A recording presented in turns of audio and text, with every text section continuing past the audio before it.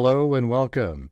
This is Grant Hughes of Grant Hughes Investigates on YouTube. This channel evaluates all aspects of true crime. As you are aware, videos and live streams in this genre often discuss elements of crime that may be disturbing to some viewers. If necessary, take the precautions needed to avoid these feelings. Factual information related to cases is the key to fostering rational true crime discussions. Fortunately, you will find that here. Please hit the like button only once, share the video, and subscribe if you like my content. Thank you very much for watching.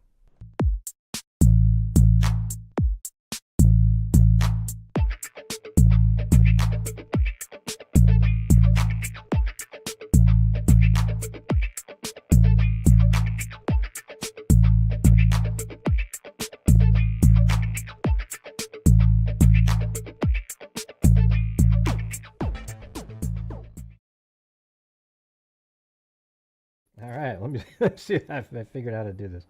I'm using StreamYard. So there you go, look at that. There is Dr. Colleen Fitzpatrick from Identifinders International. I guess you call it the forensic genetic genealogy company or organization, however you want to refer to it. And they do a lot of amazing work out there. Yep. I would say like Dr. Colleen Fitzpatrick's crew they're known for like finding DNA when others can't find it. I would say. Hey, there's an echo. Oh yeah, let me get rid of the echo. See, maybe please. I had to do it. Please. Yeah. What do you mean? What are you talking about? No. Okay, there you go. Is that better? It's there. It shouldn't be there right now because I just turned off. Wait, maybe I have two windows open. Wait a minute. Yeah, you can't have the video open, the actual show video. You can just watch. Hold on. You can have the chat open. If I disappear, I'll come right back. Well, what do you mean two windows? Okay. All right, hold on. I guess she's coming right back.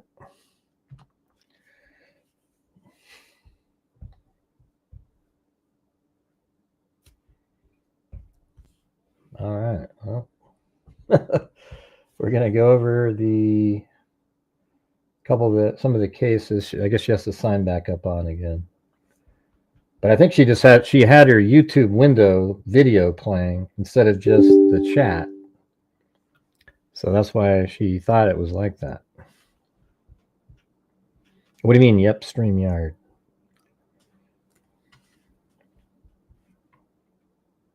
Now it looks like she's about to come back on again.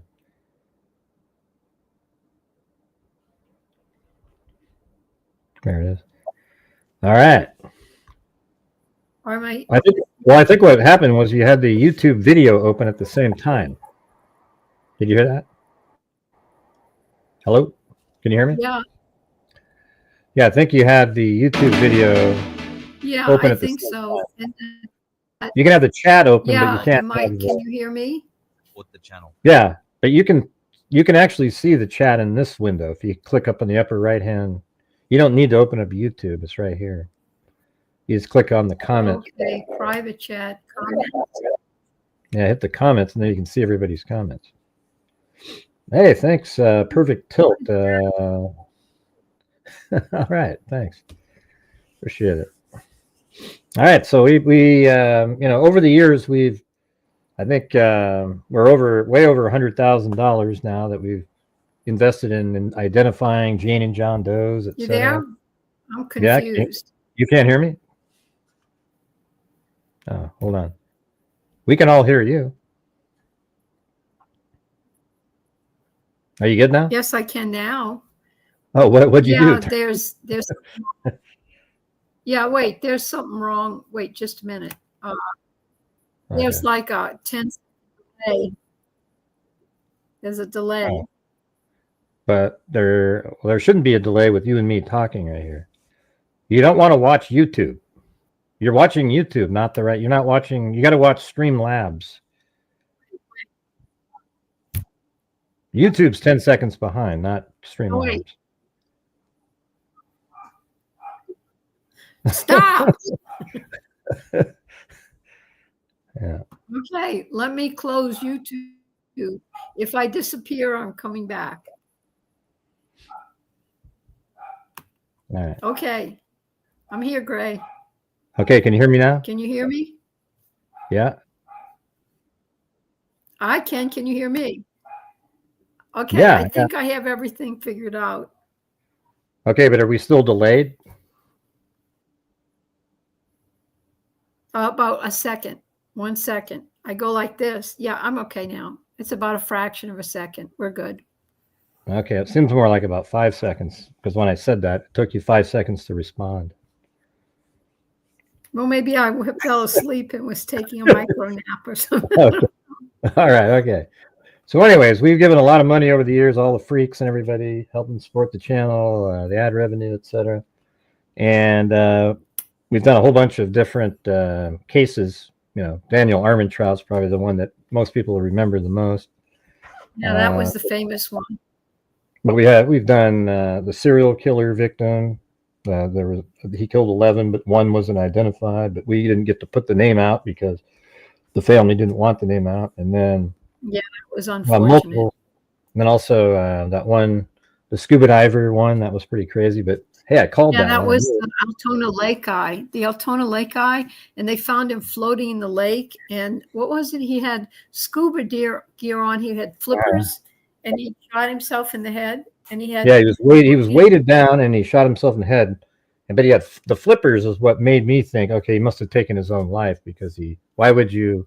I mean, you're not going to dress somebody up and put flippers on him. And I thought he weighted himself down, swam out, shot himself, and then somewhere where he did that, the gun's probably on the bottom of Altoona Lake somewhere.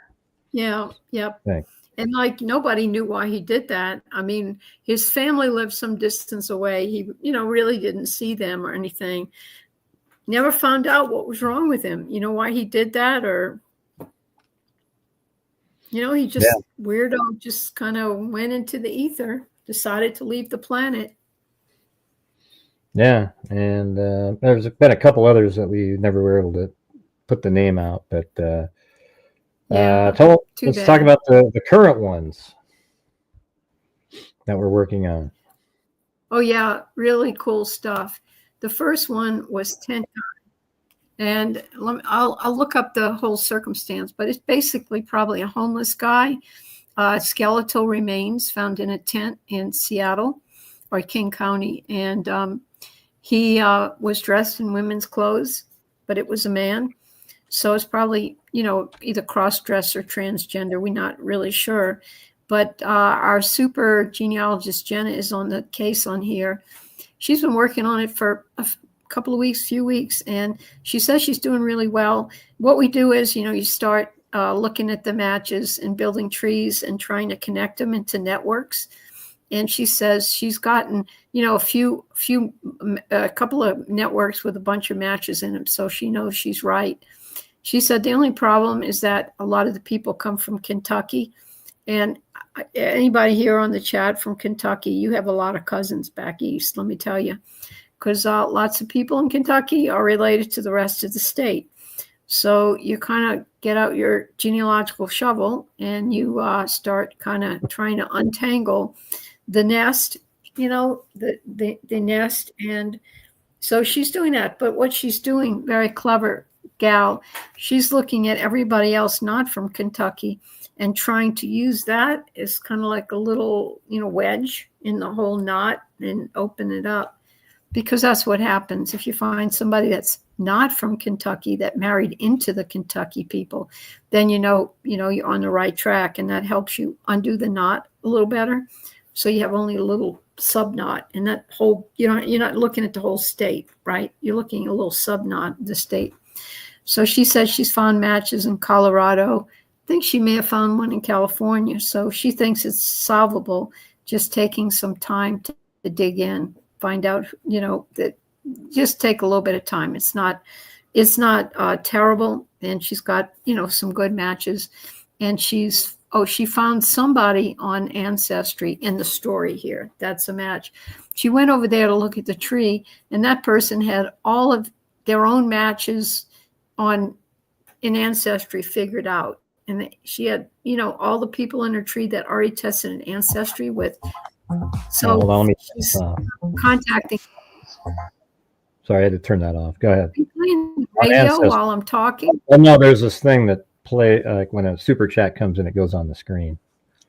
Oh, okay. All right. Well, thank you. I turned it off, so it won't interrupt you. Then. All right, so go ahead. Well, I'm saying that.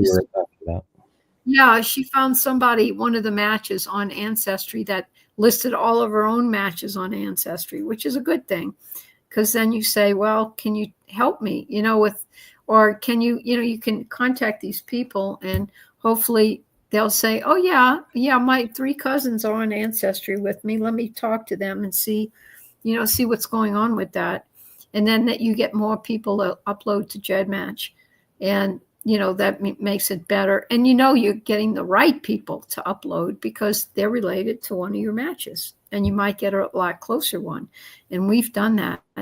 We've done that pretty. If you find somebody that's got their tree done, you say, oh, okay, how about this cousin? How about that cousin? How about another cousin?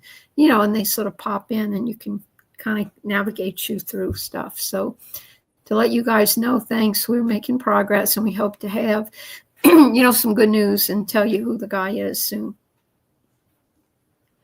Yeah, well, they, are you referring to like incestuous families, maybe, perhaps, over there? Or something?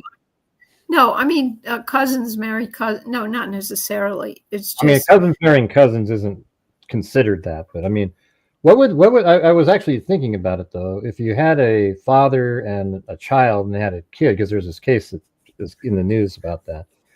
What would the centimorgans be? Would it be something like in between? That's kind of a weird one. If you had a kid with your own daughter, what would the centimorgan be? Would it be something like more than a sibling, right? It'd be it'd be like something, I think, like 75%. Instead of if you're a parent-child, you're 50-50. But I think it would be like 75. Like, wait a minute. It wouldn't be, okay, if you're on Ancestry and you find a match that's 50%, that has to be your parent or your child. Right. So I think if dad is dad and mom is his daughter, you got that? Or yeah, so it'd be 50% for that. Yeah. For the lower. So it'd be 50% for the daughter portion, and then what would the other half be? Would that be like? You see, you get crazy. You get 50% from dad. Okay, wait a minute. Let me say this. You get 50% from dad, and then filtered through mom, you get mom's 50%, but part of that would be from dad anyway. Right? Oh, yeah. So you'd be double. It's like a granddaughter, though. It's strange, right? It's like a granddaughter, but so that would, geez, I don't. Yeah. A while, that would be really tough to figure that out at the very end. Yeah, I think it's like 50, like instead of having 50-50 mom and dad, you'd have like 75% from dad and 25 from mom, something like that. Because really mom is really 50-50, but what you're getting is a double extra dose from her dad. So I think the centimorgans would go up. Yeah, definitely would go up. Yeah, we have a case. Yeah, go ahead. I said we have a case where the child is mother and father or brother and sister. Oh, wow. So that was. So the tree doesn't look like mom's side and dad's side. The tree is one tree. One. Yeah, that's wild. And then so it just goes, that would be one where you're looking for the other side, but you never find it because the two parents, right. There must be a moment. Yeah. That's another interesting centimorgan situation. So what we do is you get the two sides and you try and connect them through a married couple, and then, you get your networks, your matches here, your matches there, and suddenly you find one here, over here, married one over here. And that tells you, but if you only have one, you can't, have a mom and a dad side. It's you don't have enough to work with. You just have that one tree, and we've had it for a while, and you just can't do much with it. Yeah. So that case is making progress on tent guy. So we have 3 of them in the works currently, right? And then what's the other one you want to talk about? We should talk about, we have 2. We have one, the torso, and we also have one, the teenager from Florida. The teenager, I think, is a lot more interesting, because the teenager, Gray has a lot of stuff he's looked up about him. He was found in this swampy area, and he had been there, I'd say, a short time. I think mostly he was skeletal remains, and he had been stabbed many times, and his bicycle was there. So he must have been from somewhere close by. You think about that, but nobody's come to claim him. Nobody's come to say anything. So we've been very lucky because we've been, this case has passed through many hands in the last few years. And, not many people or nobody has really been successful at getting DNA out of the remains. And they've tried teeth, they've tried hair, we've tried multiple bones, but we've done it. We used a special extraction that my friend ginned up. Oh, she knows a lot about it. And so anyway, we have, I think, almost half a nanogram, and that's good to go. And we're going to send it out right after the 4th of July because everybody's on vacation right now. So it's not worth, sending it and letting it sit in the refrigerator. Just send it out after we get back. We're going to have like a big meeting to discuss it and make sure everybody's on the right page and we know what we're doing. But we do. We just wanted to wait till the lab guy got back. And that's it. And that one is really, you have to think about it because the guy, if he's a young man, he's riding his bicycle, he's got to be from the area. You have to think about the thing is he stole the bike from right over here. There's the bike that they found next to him, he stole. So there's a bike that came from right over here. Oh, he did? Yeah. And then right over here, there's a juvenile detention center. We don't know. Obviously, think they would have made that connection right away. But the bike and the body, Namus has a location here, but based on the description, it seemed like it was more likely over in this area. But it's close enough, not far away. But, no, wait, zoom out because you're saying, this area, that area. Here's a pin, there's a pin. It looks like my backyard. Yeah, it's like this right here. So the juvenile detention center, then the bike, Namus, and then down here is where the bike was stolen. The one that they found near him was a stolen bike, and it was stolen, I think, the same day or the day before, something like that. Where was he found? Where was he found? Point to it. Yeah, right in this way area. Up there? Yeah. Right, and the bike was from way down below south? Yeah, so, it's hard to know. Did the killer have the bike, too? Nobody really knows, right? Maybe the killer had the bike. Maybe he was driving it, stole it, and they put him in a pickup truck and drove him over there, or he met some... there was beer cans around, etc. Yeah. And then I guess, the interesting element that we found out in later articles was that he had... he was an old, like a kid that was already past puberty and had hair on him, but he was shaved from the waist down when they found it. That sounds pretty, vicious or nefarious. What's a good word? Evil. Yeah, nefarious. I would, what I was thinking was maybe it was like a pedophile and he was young looking because they thought he was pretty young looking, and the person wanted him to look like how he wanted him to look instead of. Or, could be that he shaved himself to look a certain way for certain people. We just don't know at this point. Yeah.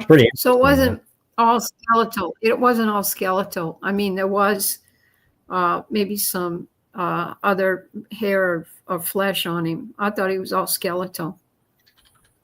But that's 1974, so he would have been born... let's say 54, no, 50, 60, maybe. So he'd be 65 now, right? Is 65 years this old. one 74, or is it, because the other one, there's a 74, I think it's around the same year, right? Because 74 is the torso. Yeah. I think the other one's Yeah, similar. I can look. Like 78 maybe, or yeah. Yeah, wait a minute. I'll tell you.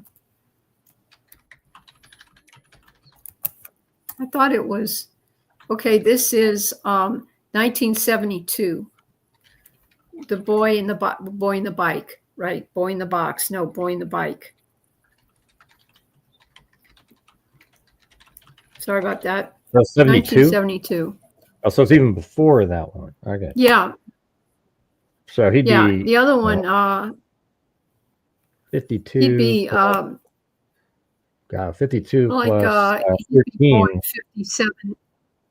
Yeah, 57 Maybe 65. maybe. I guess depending on how old he is. I mean, he could look young, but he's older, you know. Yeah, he could be 60. He would be 65 to 70 years old now. Mm-hmm. You think about that. You think about that he'd be 65 to 70 by now. It's kind of like my age. And I said, this poor kid was dead a long time ago. That was just Dr. Colleen Fitzpatrick's 70th birthday in April, Yeah. she said. Now you tell everybody. Now the whole world knows. You don't look a day over 70. People ask me, how old are you? And I went to the gym to sign up for silver sneakers because it's free. Yeah. So I went over there, and the man's filling out the form and looks kind of sheepish at me. He says, "How old are you?" And I said, 82.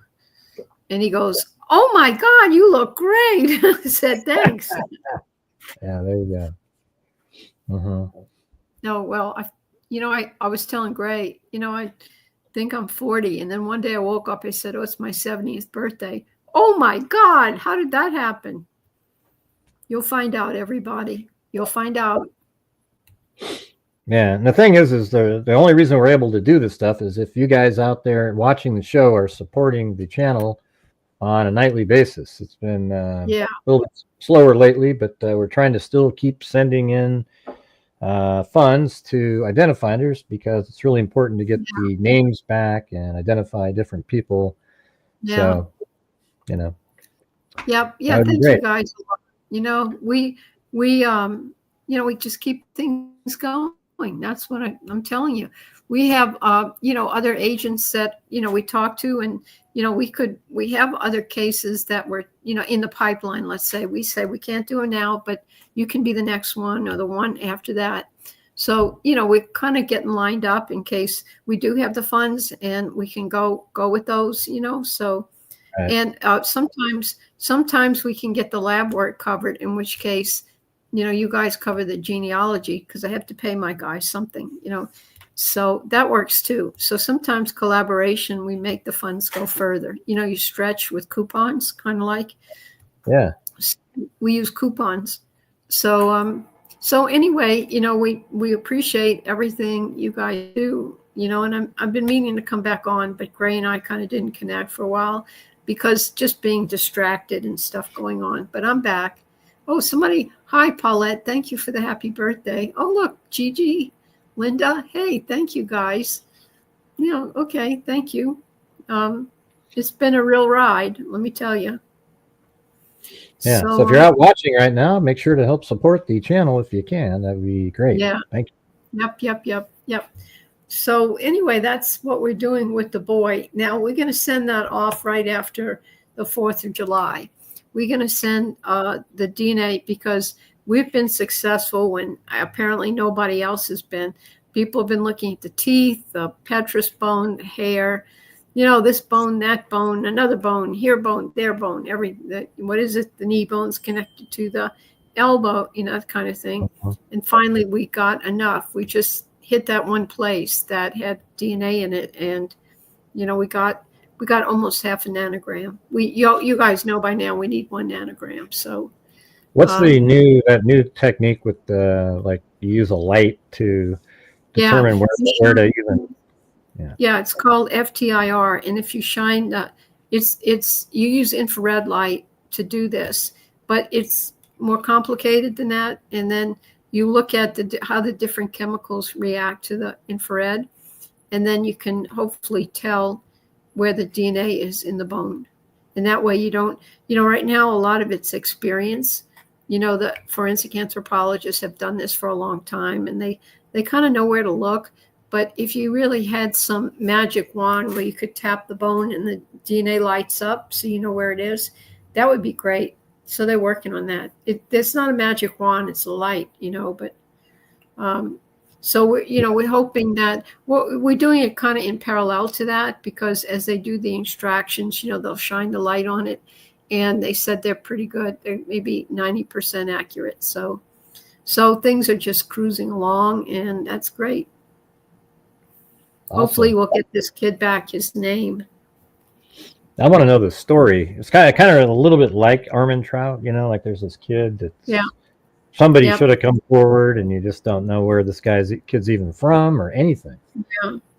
Yeah. Well, you couldn't do anything back in the 1970s. You really couldn't. All you could do was ask the people in the area and advertise in the newspaper. Like you say, look at the bike.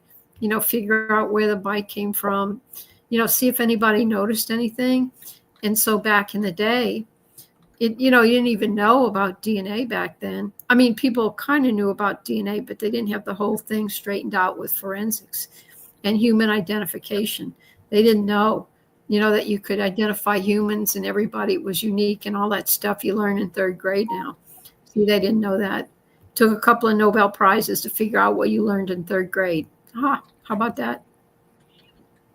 Well, so we're going to send that out after the 4th of July, and we'll keep everybody updated.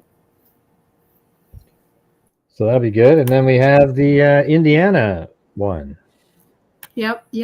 Now Grave's been very good with that. We have also sponsoring the torso case, and that's a torso from I think 1974, and there it is.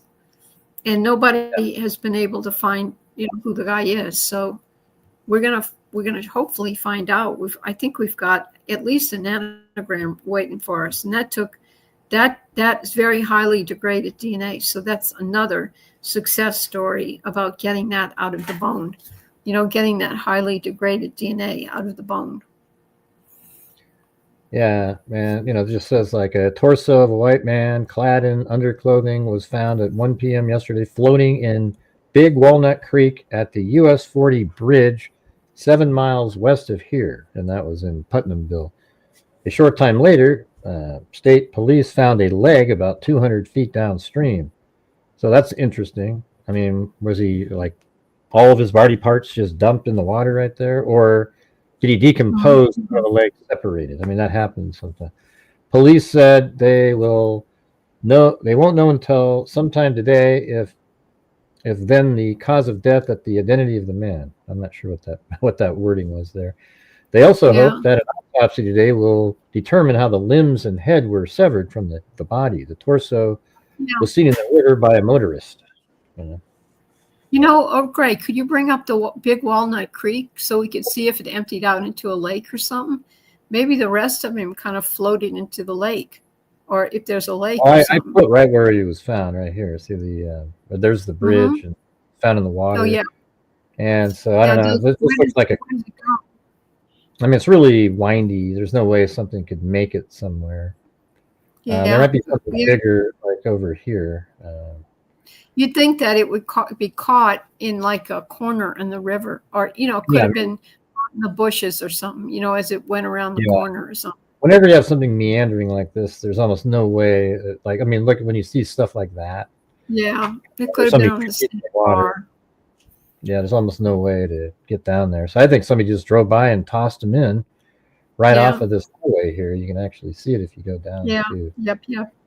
Right there. Probably drove by in the middle of the night and just chucked him in there. Oh yeah, look at that.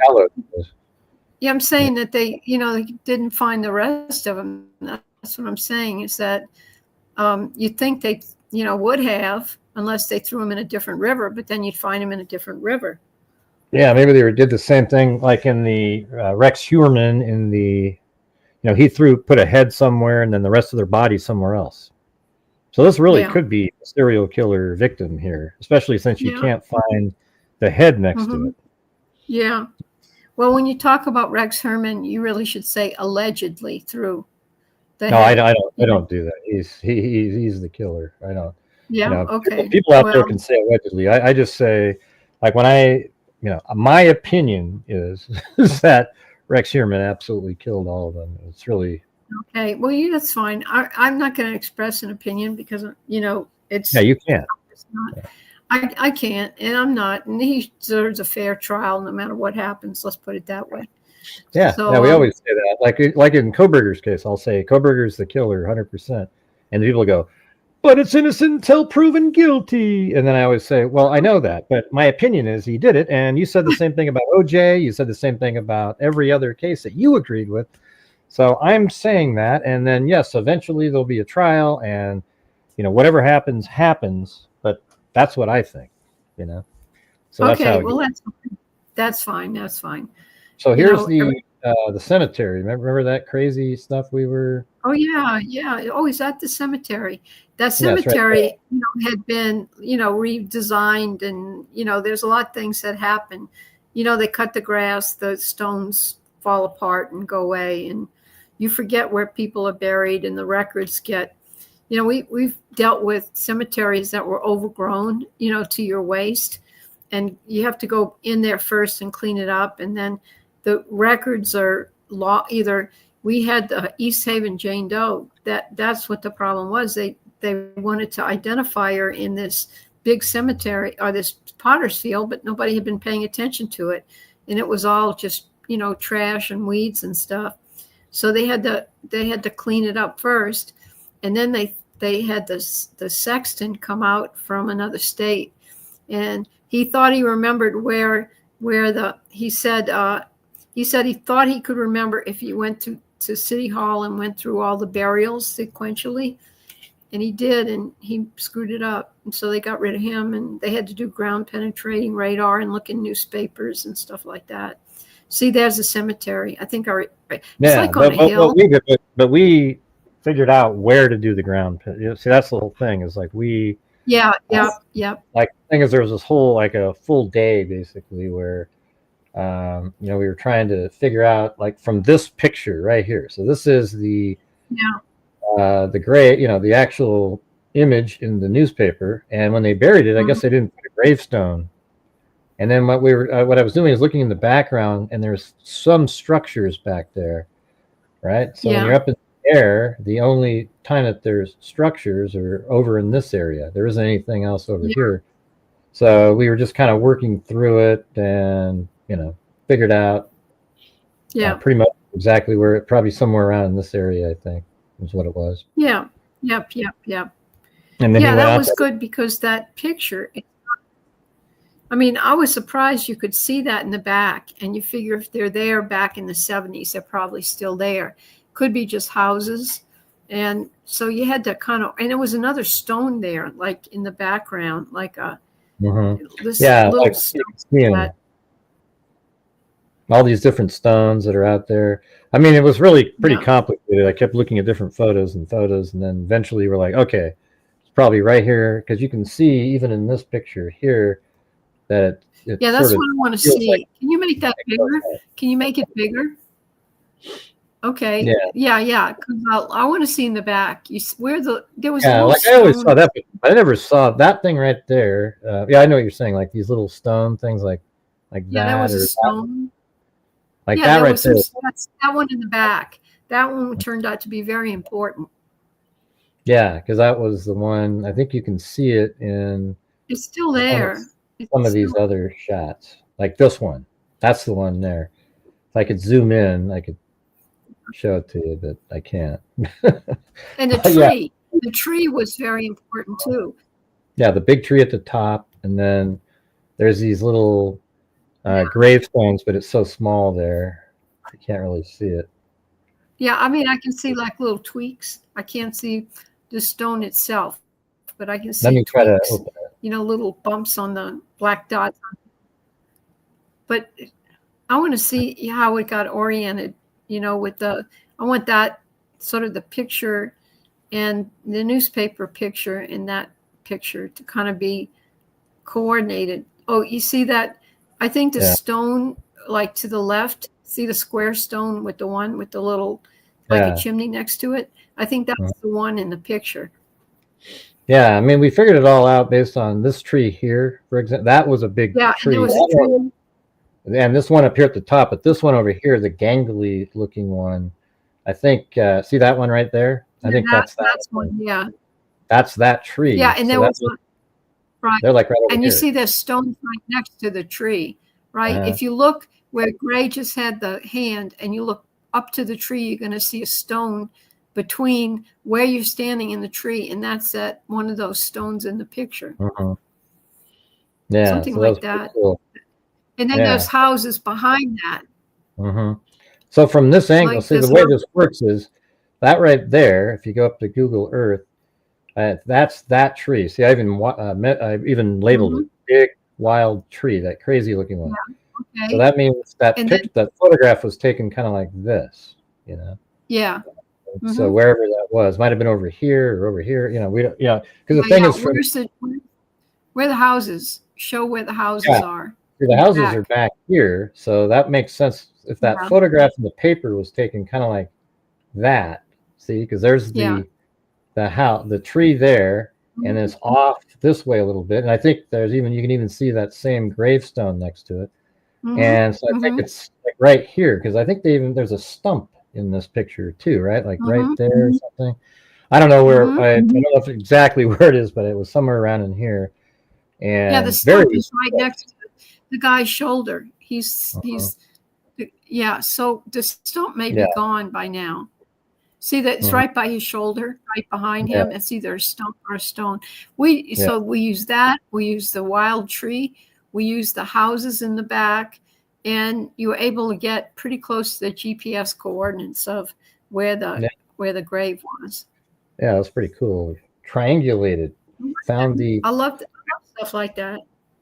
Yeah, me too. And then they. I love it because I think they tried to find it once,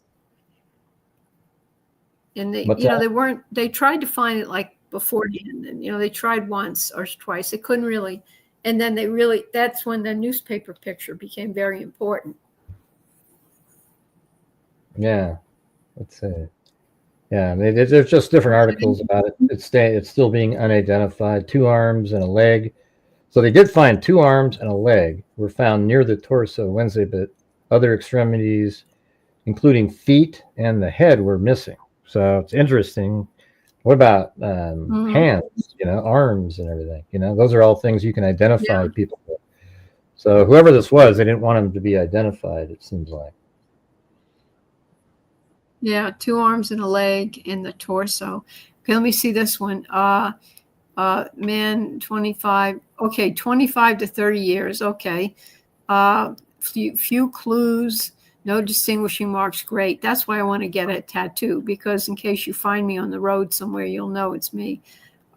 With clad only in his undershorts, 5'8". Okay, that's 180. That's really nothing. 2 legs, 1 arm. Were attached to the torso. So the arms came with everything else.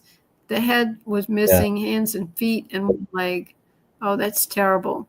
An exact cause, the torso had been in the water for 4 weeks. Attached to the torso.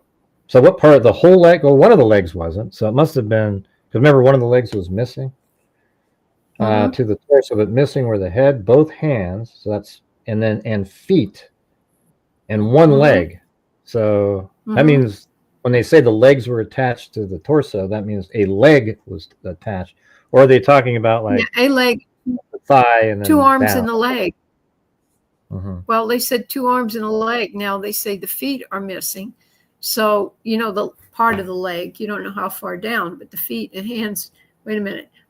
Missing were the head, both hands and feet, and 1 leg. I don't have any problems with that. I mean, I can picture somebody missing, right? Yeah, I can see it. Tag picture. I would not. You know what? How do coroners and medical examiners do this? How do they do this? A tattoo, like maybe he had a tattoo on that other leg. I mean, why would you cut that differently than How the do they other do one? this? I mean, The it's job. and some people actually go into this business, and it's, yeah, families, families at funeral homes and that are medical examiners and morticians and stuff. You know what? I went to this conference. It was the National Association of Medical Examiners, Coroners and Medical Examiners, and the exhibit hall was very bizarre. They had the organ donation booth. They had the refrigerator trucks in case you had a mass disaster. You had to bring your refrigerator along with you to stack the bodies. You had the mortuary supplies with tape and makeup and little body bags for, deceased children. It was really bizarre. Let me say that it was very unusual and interesting. A whole new side of like reality that you don't normally see at like Roots Tech and CrimeCon. Mm-hmm. So let me say, I don't know how people, they don't mind, and that's their job, but I couldn't do it. Let's see. And it says unsuccessful effort to sever the body in half. Well, okay. Yeah, I don't know if I mean, I always think it's strange. Like, if somebody has the ability, I guess other than coroners, but like, you have these cases where somebody dies in their house and they go from drug overdose and they go, oh my God, oh, we got to do something. And then they start chopping the person up and then they put the body parts. I mean, I think they should get like 30 years in prison just for the fact that they have the ability to cut somebody up like that, even if they didn't kill them. Yeah. I mean, these people are crazy people. Yeah. I'm telling you. Well, it's funny. I sit in a lot of those talks.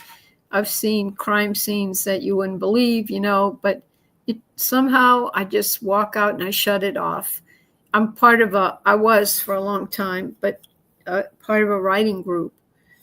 And I didn't really say what I did. I just said, oh, my partner died. I need to get out the house. And everybody thought, okay, here's a little old lady. Her partner died. She's getting out the house.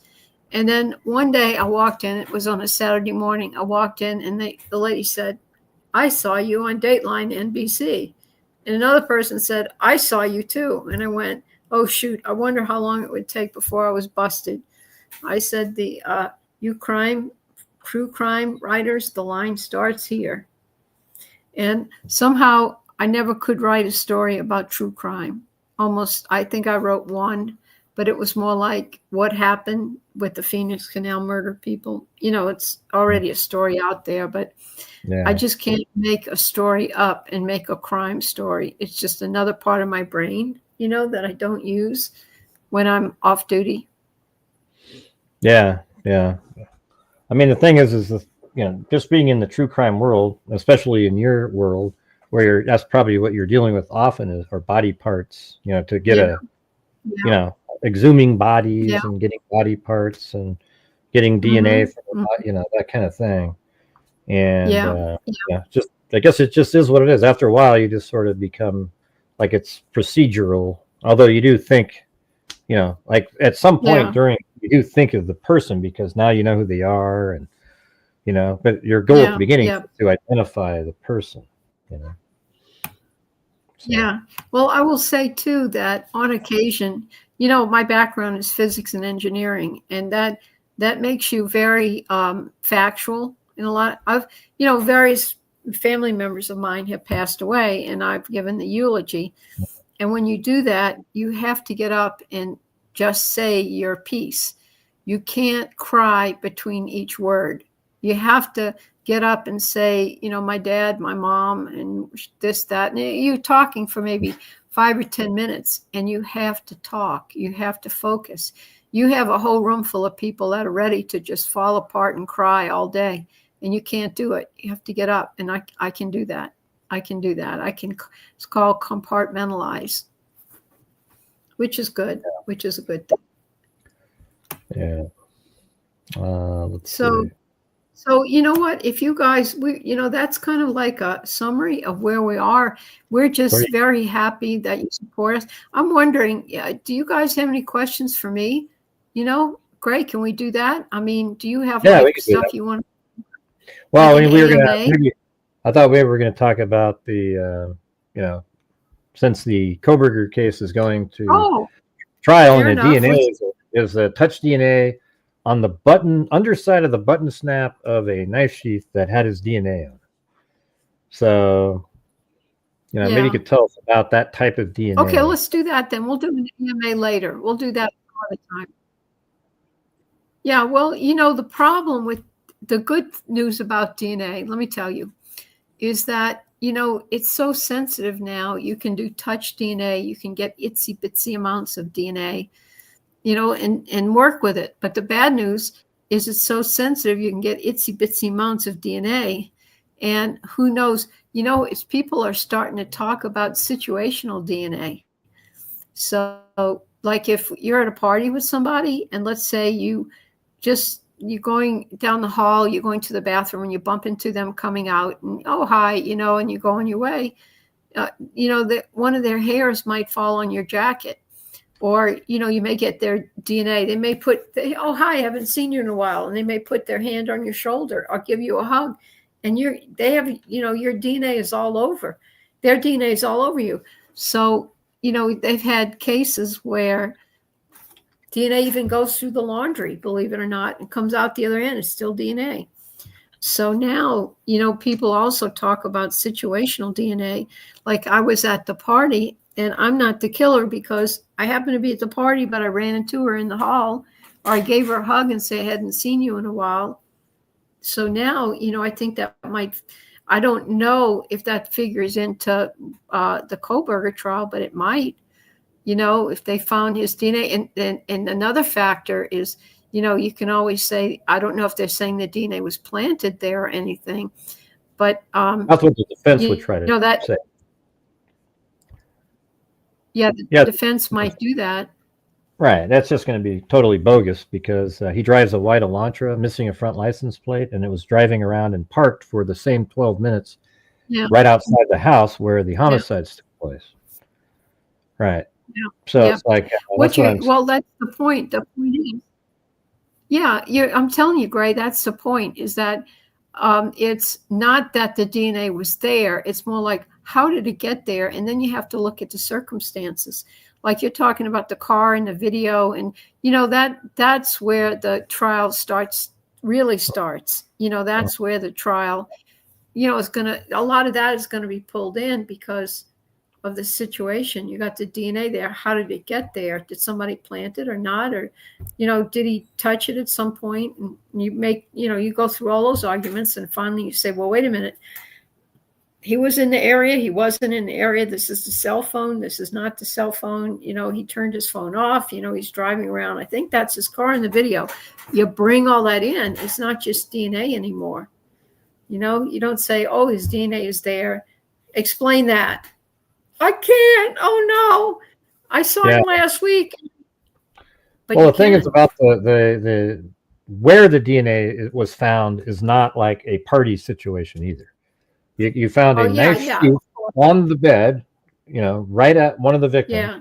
Turns out Brian Koberger, now I don't know if you knew this, but he purchased a K-bar knife sheath of the exact same make and model on Amazon the previous March. All right. So then there's this knife sheath on the bed, and it's on the underside of the button snap. So you literally would have to be the person who snapped it to put it there. Yeah. And it's not on the outside. I'm not saying that it can't be taken to extreme. I'm saying that begins to be the argument right there. Mm-hmm. Now people, the defense has the ability to just keep on and hammering it and making, all they need is reasonable doubt. So you can make, you can say the right thing. You can vent 10 things around it. Yeah, I just say I'm having a hard time in this case to get anywhere near reasonable. It's just so like, how do you explain something reasonably where there's this knife sheath on a bed, where there's DNA on the button snap, that's what held the weapon that killed him. I mean, it's like, I don't know, man. I'm not really sure how you come up with something. Come up with something. Let's hear it. What would be? Is this? No, I'm saying, is this a potential death penalty case? It is, right? Yeah. And they tried to get third-party suspects, and they were all denied recently. I'm saying that's where the death penalty cases, both sides are going to really hammer everything they can. It's like in old Rome we had the gladiator and the lions and the Christians, and they all run around, and you hope everybody's cheering for one side or the other, kind of like that. You can say, okay, reasonable doubt, and then you've seen that like in Casey Anthony and all that, where I'm trying to think, there was one, you always introduce like maybe it could have been this other way, and then you throw it out there and you hope the spaghetti sticks to the wall. Yeah, I'm not agreeing, disagreeing. I'm just commenting on how this works. Yeah, I know what they're going to try to do. They're going to try to create a whole bunch of. They were trying to get the alternate suspects in there to create confusion, but now there aren't going to be any alternate suspects. It's just going to be the data associated with Kohberger, and I think that makes it harder. Did they have any? Who were the alternates? Oh, they had alternates. Well, they just threw out three of like a boyfriend and another friend and these other people, and they threw 4 people's names out. So here's the thing is, if you throw 4 names out and those 4 people aren't connected, then it just has the appearance that you took a handful of darts and just threw it and hoped one would stick. I mean, it's just ridiculous. And the judge's comments were like almost, he was like, this is, almost absurd, the allegations that they were making with no nexus to the crime whatsoever. Yeah. I mean, he was really angry in his comments. So, I guess, who knows how the trial's going to go. Maybe there'll be some crazy people there, but the facts that have been put out currently. But I just wanted to know more about you could tell us about, how. The what? You skipped out. The DNA is what I was trying to. About the what? You skipped out. Well, I didn't finish the sentence. I was trying to remember. Well, I told you that. That's what I told you, is that it becomes situational, and that's now the way to go. That's the big discussion in a lot of places is not that the DNA was there, it's how did it get there, and that's what people are starting to argue over. Now, I gave some simple examples. You're passing somebody in the hall, you're at a party, you see somebody you haven't seen for a while, you grab them and say hi. So I'm saying that's what I anticipate the arguments are going to be. Yeah, not that it's his DNA or not his DNA, but how did it get there? Yeah, like this other guy that drove a white Elantra missing a front plate must have shook his hand earlier in the day just before he killed him with a K-bar knife that he purchased on Amazon. Man, that's amazing. That's great. Well, you never know. I'm telling you. Yeah, I'm telling you. Who knows what the theory will be? Sure. Yeah, well, they're working on it right now, even as we speak. Both sides are, trying to get their theories in line. And well, do you know how they would they'd swab it and then they put it in a test tube, and then what goes on after that? Well, they. Yeah. We have a delay. Now they don't.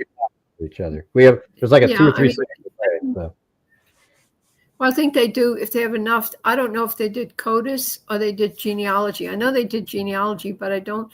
And the rule is you're supposed to have CODIS marker before you have genealogy.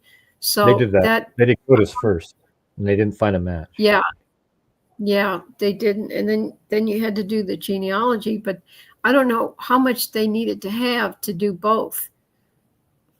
You do the genealogy with 1 nanogram, and I don't know how big the clip was, or how much underneath.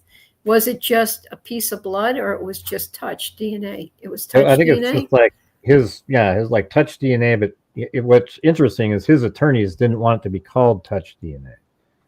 I mean, it's weird. So now it's just DNA. I mean, that's worse, right? I mean, that sounds worse. Oh, his DNA was on the underside of the button snap, but she didn't want it to be called touch DNA because in her mind that implied that he touched it, you know? But it actually, when you explain it, right? I mean, it's kind of dumb, to be honest. Yeah, he says, well, he has his DNA on it. And I'm thinking, God, it's coated in blood, you know, but no, it's little DNA touch. And that's so little DNA. That is, I think a nanogram is like maybe 250 cells, 200 cells of the body. So if I touch, I wonder how many, like I'm touching my table, you know, how much is that? You know, how many cells? Yeah. Well, it was the only single source of DNA they could find on the entire knife sheath.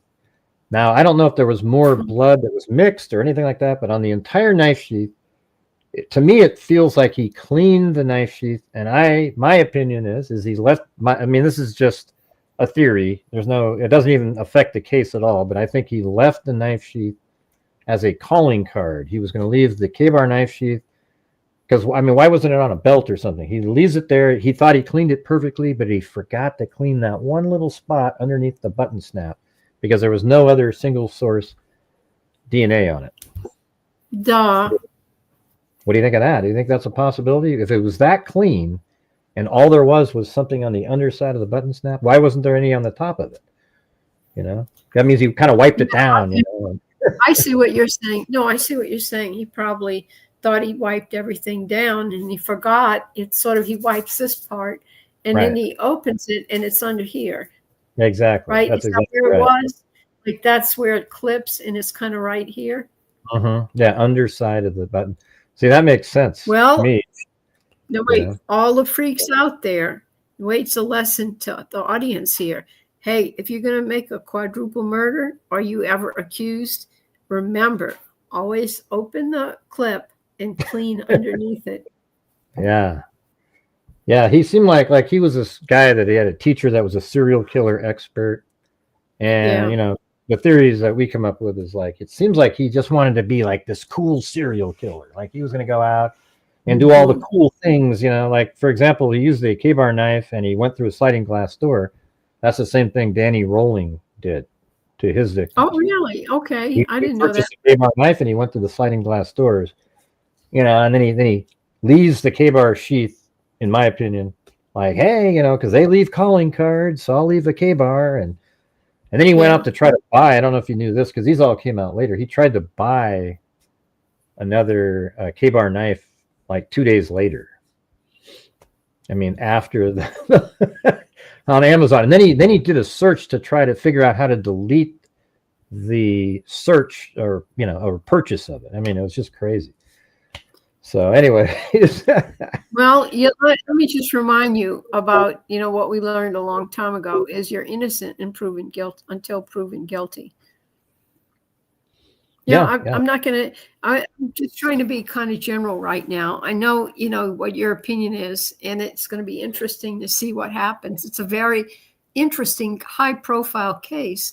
And you have the defendant is a very intelligent guy, you know, who's studied all this stuff, like you say, and you think, you know, that's kind of an interesting defendant to have, right? He's not like a guy who's almost dementia, and you know he doesn't even remember his name, much less have a driver's license, and he just doesn't have any way to say anything. And then you have this one sharp guy, Brian Koberger, that could sit there and, you know, maybe he's trying to outsmart the system, maybe he's not, but that's where he is. And you know, I think he was trying to. He wrote a paper on how not to contaminate a crime scene, like being an investigator, right? So he knows exactly why, and that's probably why there was almost nothing there other than that knife sheath. And then, you know, then there was no blood or anything found in his car. So it seems likely that he would have prepared before entering the home and then before going back to the car to absolutely minimize the exposure inside of his vehicle. Yeah. Well, I'm trying to tell the freaks, listen, they're going to start reading these books on how to not contaminate a crime scene. And then you're going to see, a rise in crime among Grey Hughes freak audience. You're going to start to see Here we go. guys sort of being suspected. They're going to go to your, the undercover detectives are going to sit on your YouTube channel and look who's freaking in, and say, hey, I reckon, I wonder, that guy that was killed in Poughkeepsie, hey, he's got a freak from Poughkeepsie. I get accused of working secretly behind the scenes for the FBI and all these people, and I'm putting out their narrative, because I'm getting paid. And yet I sit on my show and say, hey, everybody, if you can help support the channel, I mean, hell, if I was getting paid, why would I give a damn? It's like, it's crazy. Yeah. I've had that in 5 cases so far, Yeah. where people absolutely think that I'm part of some sort of campaign of some sort. Really? Yeah, it's wild. No, it's crazy. Like, remember Kanika Jenkins, the case where the girl was found in the freezer? It was in Chicago. She was drunk, walked through a hotel and into the kitchen. Oh my God. They accused me of being every single character in the, that was in 2017. They said I was the 911 operator, that I was the security guard at the hotel, that I was the guy behind the counter, I was the guy over here. I mean, it just went on and on and on. Never ended. Oh, I was a bald-headed billionaire. So then I had to come forward and say, look, I'm not a bald-headed billionaire. I do have hair on my head. I'm not a bald. It was pretty ridiculous. So what have you been doing out there? I just figured out how to get in the chat. Yeah, I've been sitting here trying to. Yeah, there I am. Hi, freaks. Okay, now I had to sign. I've forgotten all that mass signing in. Yeah, so you've been suspected of being a serial killer? No. Now, how? That's going to make it out on the YouTube now. No. Yeah, I'm covering up. I'm working for the cops. So I'm putting out the story. I'm covering up things, I see. Well, okay, but I can testify that you were on YouTube at a certain time every night.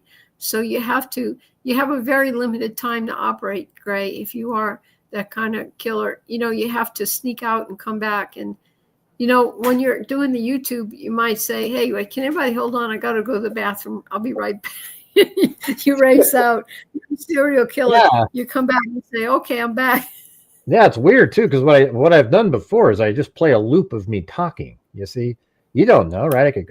I go like this before the show. I'm talking, blah blah blah blah blah, and then I go to a shot like this one, and I'm just like, hey everybody, and then I have some little thing swipe by, and it's me talking again for 20 minutes. Then I go out, and I think there was somebody that did something like that recently, an actual case in like England or something. You could do that. There was a guy that could do that, and he looped it, and he went out and killed somebody. Yeah. Well, you could do that. You could have all the comments. You could make your own freak comments. You could have like 100 different freak, fake accounts under your own umbrella, and then you could just sit there and type a whole bunch of stuff in there, and then run it while you make your video. Put your video out. Nobody would ever know you're out there. Either helping the police or being your own serial killer, and then nobody would ever know. You'd have a night off. Nobody would know. You'd tell your wife, oh, look, I'm just going to go out and get a beer at the grocery. And then you're gone 3 hours and you come back and, and nobody says anything. And, the freaks think that you're just, rolling with the punches here. So I think, there's no way to know either. I don't think there's a way to know either. Because it's just. And one of the freaks, IGG Rock says she's living for the day when Colleen testifies in defense of Gray. Okay. Oh, jeez. I don't know how much. I don't know how much to pay me for that. Oh, it says somebody says he thinks it's on a Columbo episode. Okay, you mean Gray being a serial killer? That's good. Hey, do you want to tell them about your? I don't know if you want to tell them about the letters thing that you're trying to build, or is that something for the future? Oh yeah, no, I tell you, I'm not going to say everything, but I don't know how you guys are interested in history out there. You can raise your hand if you know about the Lindbergh kidnapping. And this is all probably pretty public, that there's a couple of groups who are trying to get access to the letters, the Lindbergh letters. When the baby, 1932, Charles Lindbergh, he flew across the ocean. He had a son that was kidnapped, and the son died. They found the body a month later. So long story, they had a bunch of kidnapped ransom letters, and then they found the baby was dead some 2 miles away. They found him a month later. So they arrested somebody named Bruno Hauptmann, who was executed for it. And so all these years, he denied ever having anything to do with it. But they have those ransom letters. So, there's a couple of groups trying to get access to the ransom letters to test them for DNA, because you can do that now. They've had DNA abilities. They've gotten DNA from letters back in the 1860s. So, so it's possible. You don't know if you get the DNA until you do, but there are people that, want to keep the letters intact. They don't want you to peel the stamp off or anything and look under it. Even if you put the stamp back exactly where you found it, no, that would really upset them. So, the argument is, do you want to peel the stamp off, look under it, and get the DNA? And that, you can do that. You can still probably do that. But if you wait too long, you're going to have a real nice stamp with no DNA under it. So you're going to miss out getting some really cool information about what happened and who sent those letters. So yeah, I mean, you got that, but I was thinking more that that's an interesting story there. We were talking about yesterday for a while, but the one about the writing letters to the killers in prison. You have a project that you're working on. Yeah. I thought that's what you meant. I thought, guys, let me tell you, we could have David on here sometime. We got to tell you this. My friend David has a collection of 9,000 serial killer letters, almost 9,000 letters from murderers and serial killers. This is amazing. 40,000 pages. And he's got, he doesn't have a lot of Bundy stuff, but he's got audio tapes from Gacy. Well, let me say, he got it because his friend Richie was a corrections officer for 30 years. And Richie would write to just in his spare time, write to Gacy, Dahmer, Shawcross, Bardo, name one. Probably Rowling might have one. And he wrote to David Berkowitz. He's got 275 letters that came in from David Berkowitz. And so, it's been sitting. So Richie, the security guard or the correctional officer, finally he retired and he died. And he was posing as the owner of a titty bar, a girly bar. And so, of course, all the guys were writing back to find out about the bar. And Richie's wife, Barbara, was saying she was one of the dancing girls at the bar. So, of course, everybody writes to Barbara. And so they accumulated 9,000 letters, serial killer letters, all these people. Susan Smith had a crush on Richie. She'd call him and talk to him all the time. And isn't that weird? And he, so after a while, we're thinking, what? All this stuff, he's got tubs and tubs, these big, huge tubs of material. So I said, what we're doing is there's a service in Salt Lake City called Kindex, and we put it through Kindex. And what we're doing is making a searchable archive for researchers that want to do serial killer research. And it's going to be like in a cloud-based private archives. It's like, if you want to, I'm thinking if you do your family does genealogy and you have all these letters from your family and you want to all share them with each other, that's what you do. You Kindex them and you put them in the cloud, and you can share them, and you can search how many times Grandma complained about Uncle George. You can do that. You can just search it. So what we're doing is with the serial killer letters, 9,000, we're almost done. It's going to be a private archive, so we can't open it to true crime because, we're concerned people will misuse it, so we're going to keep it at least first for researchers that are doing, I already have a student that's going to do research on it from Duquesne. She's really interested in forensic linguistics, so we're signing up a couple of forensic linguists to go in. And, so you can see how often now these are letters from people who are already in prison. So they're not talking about how much fun it is to be out there killing people. Some of them do. Some of them are very proud of and even draw how they kill the person. I mean, so some of this is going to be censored because it's kind of black. It's like not really blue sky and happy people. But some of them, like Susan Smith, you could tell she really regretted what she did. And then there's Gacy, who denied it. Dahmer, who kind of came to terms with it. What was it? The other one, is it Bardo? The one out, I'll look it up. He's out here in California at the prison. He just said, yeah, I did it. I'm being in prison now the rest of my life, and I accept that. Then what's the guy, the Night Stalker, Richard Ramirez? He was a big joker. He joked. I don't want to say it on the air, that kind of jokes. He was talking about, let's put it this way, Lorena Bobbitt and Jeffrey Dahmer getting together. Think about that. And so it was, and then Richard Ramirez jokes, and Dahmer is, anyway. So we have this huge serial killer collection, and Kindex, what it does is it just takes everything with AI and it just puts it all together all at one time.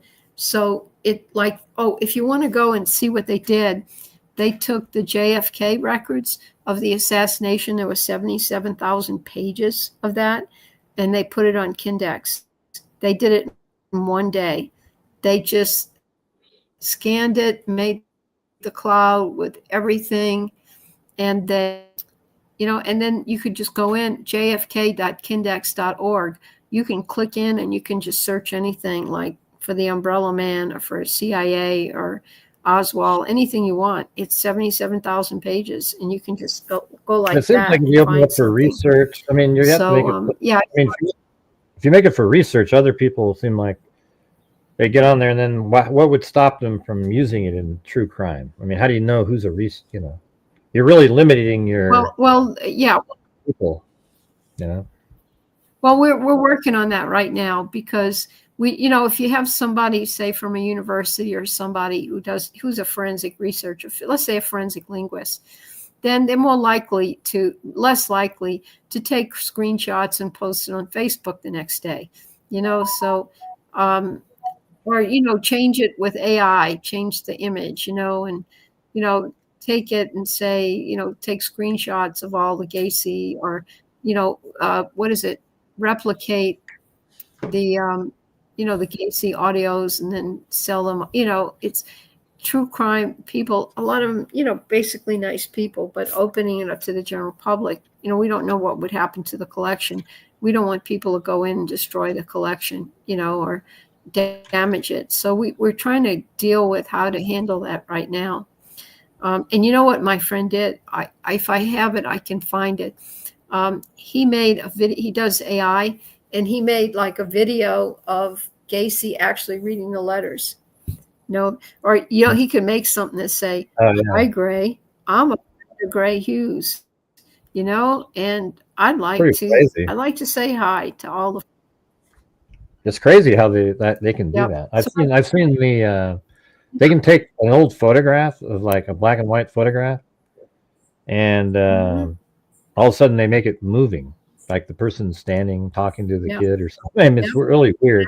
I'd like to talk to the family members to see if it looks like them after they've animated it.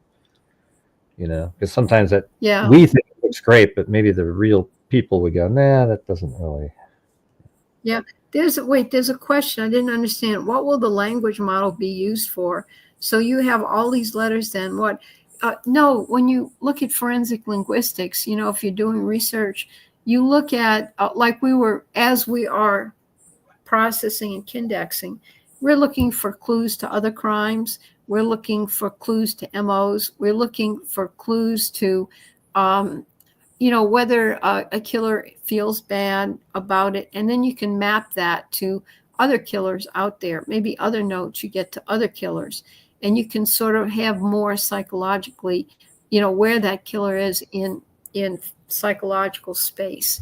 Are they really raring to go again? Or are they, you can do a lot with a lot of that. And, killers sometimes write notes to the police, taunting them and stuff. And that just gives you more data to be able to interpret those letters, like who may have written them, how old he might be. The level of education would be really kind of, obviously you could, extract that from what somebody writes. So you kind of get into the mind of the killer. And a lot of them, like I say, Gacy, somebody said Gacy denied everything. Yes, he did. And then, so, you have the people who deny, people that are proud of it, people that are regret, people that come to terms with it and say, I did it wrong, I'm sorry, and I'm being punished, and I accept that.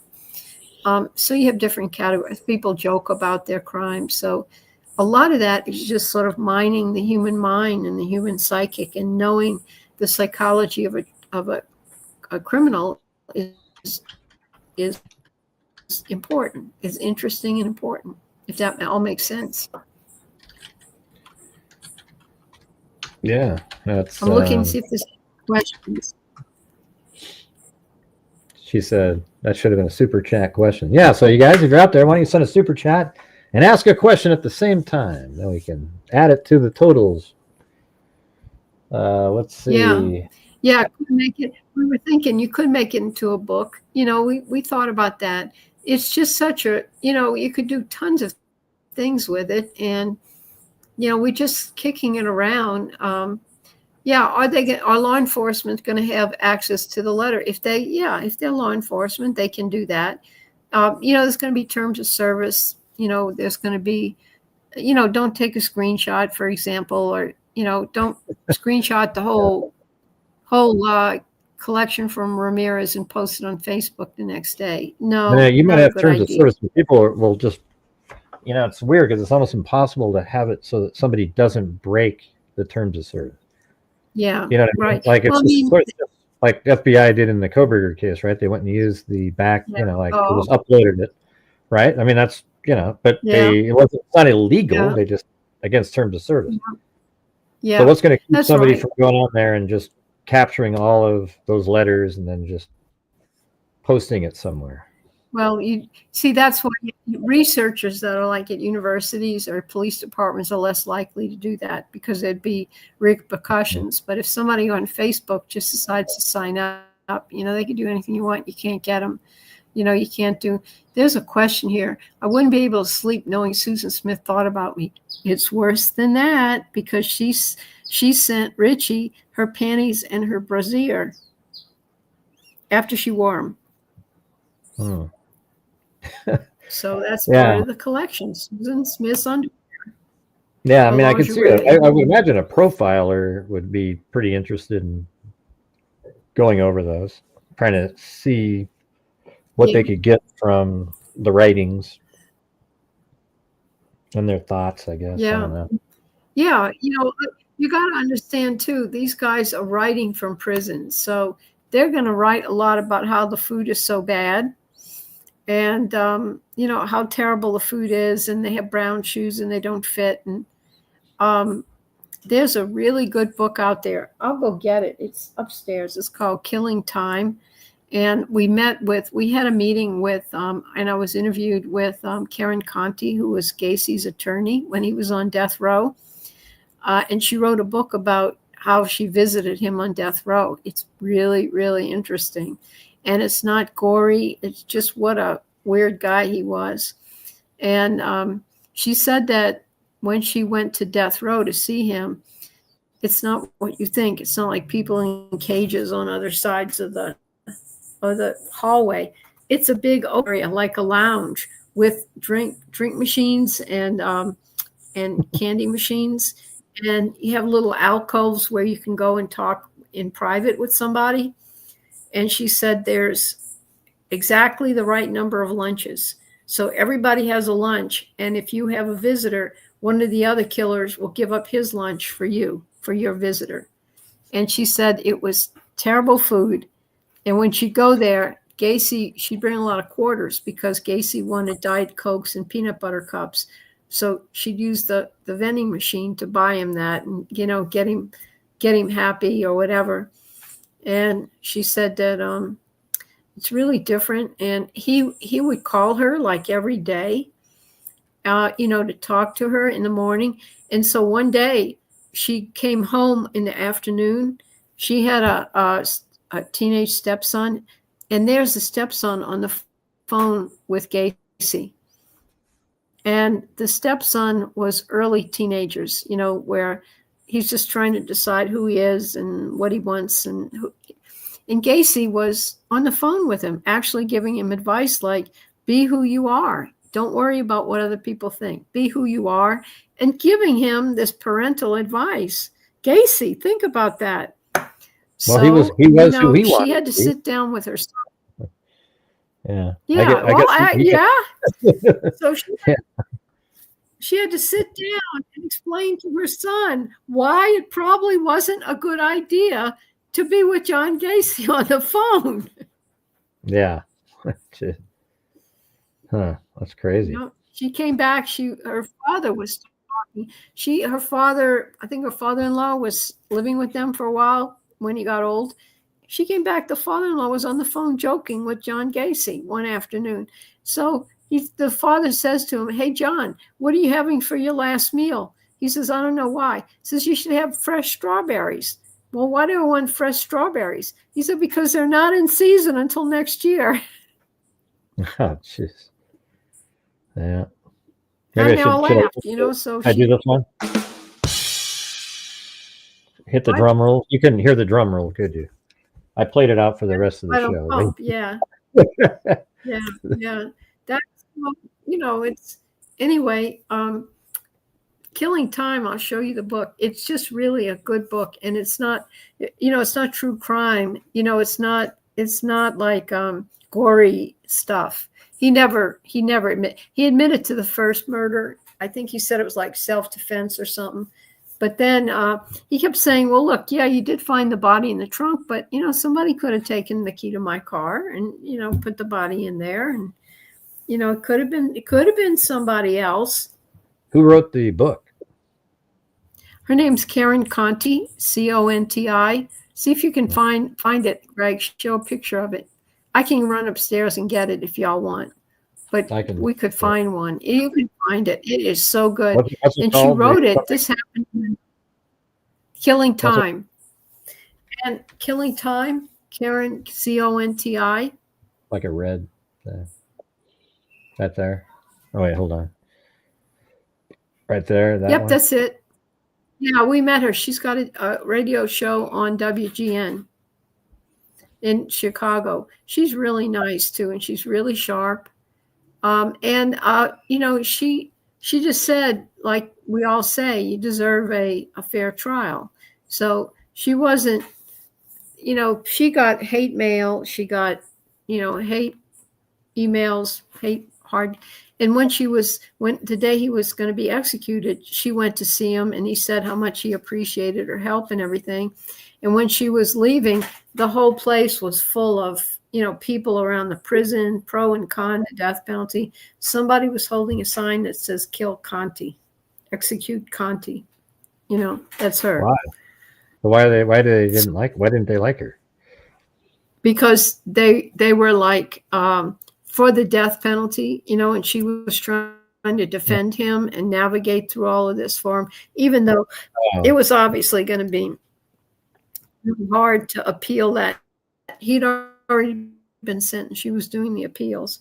So it was really hard to deny that's what was going to happen. But people really hated her.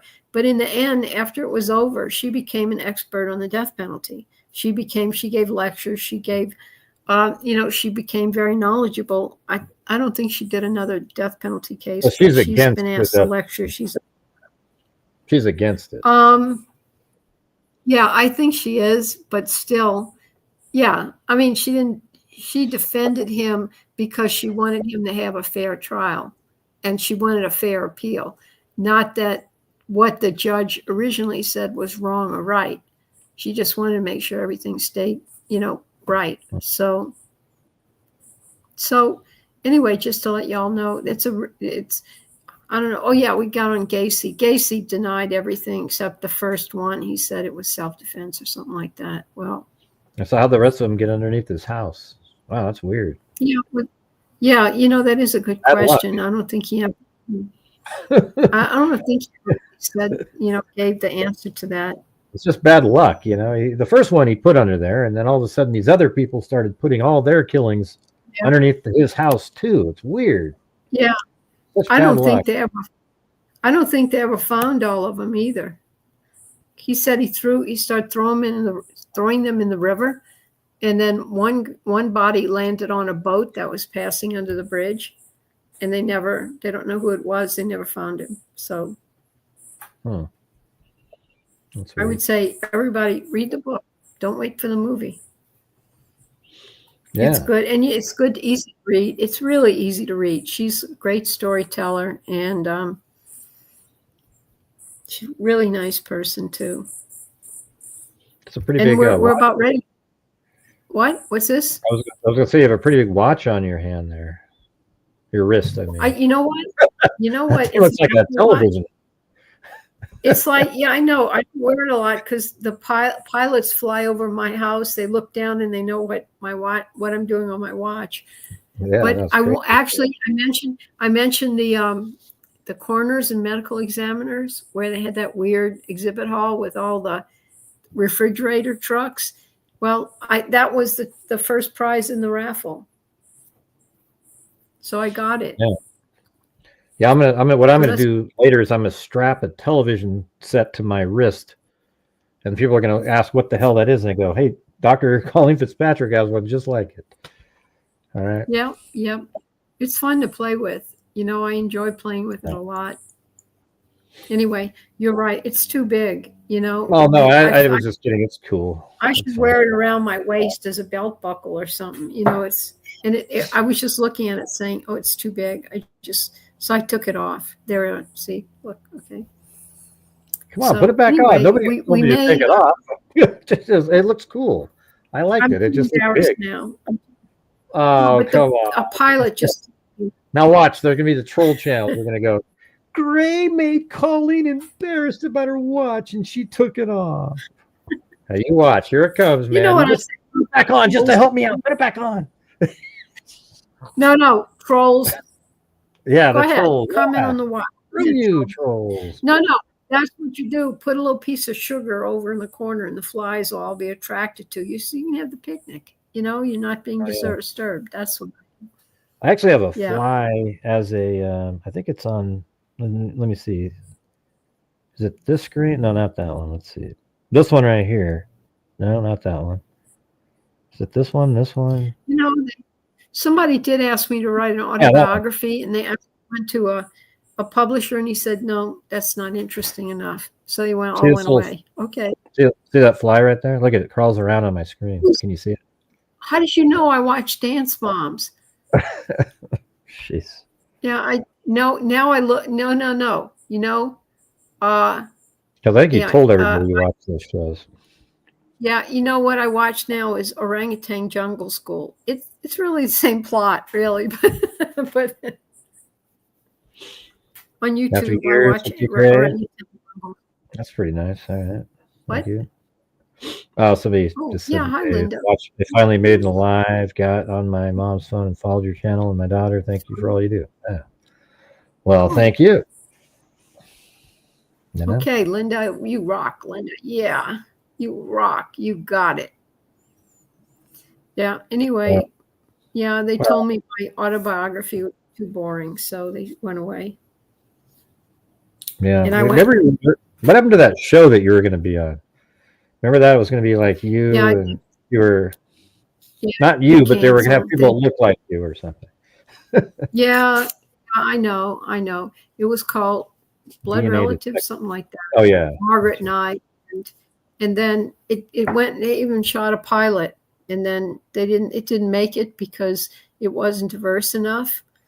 And you know what did win? I mean, we were up against two shows. One was, the one it's on TV about a woman who's a doctor and she's got a disabled son. She's from South America and she comes to the US and the only job she can get is being a housekeeper for the mob. And that's called, I think it's called Maid. Well, we were up against that one and we were up against another show called Fat Ballerinas. I'm glad that one didn't make, it's just, Yeah, I'd I be would have sucked to lose embarrassed if after we that. were, bumped by fat ballerina. I would have gone into mourning, wear a mask on my face. No, it just, that's fine. I wasn't real happy with it. And, it really, half my family doesn't speak to me because they thought I did all of that. No, I didn't. That's the writers of the show did that. I had nothing to do with it. So I'm glad it didn't. It really didn't go Yeah, through. I wonder what those But stories thank would you have been like. all for the compliments. It seems like it would have been kind of like limited stories, like, hey, wow, here's this person, and then the only part that would be different would be like how complicated it was to determine the person. I mean, I don't know how you would. I mean, they must have thought about like, how could we keep having different stories? I mean, they're all unique, but how would you make it interesting to, unless you were just it was all fictional, and like if it was it a wasn't crime, just genealogy. Yeah. Okay. Yeah, it was some kind of, the pilot was some kind of conspiracy or some kind of, Joseph Newton Chandler, that case where it was identity fraud, and Joseph Newton Chandler, the guy stole the name, and the original guy was a 9-year-old boy killed outside of Dallas. That was the first case solved using genealogy. You just didn't hear about it because it was an identity fraud and not a serial rapist. Well, it was sort of based on that, where you didn't know who this guy was, but then you find out why he's doing that. And I don't know. It went away, but something like that. Yeah. So there was a story. There's a story behind it, but I guess you could make it if it was more of the criminal, not just identifying, bodies. Right. Right. It's like the torso case. There's a story behind there. The tent case. There's a story behind there. The boy in the swamp. There's a story. That's what you have to.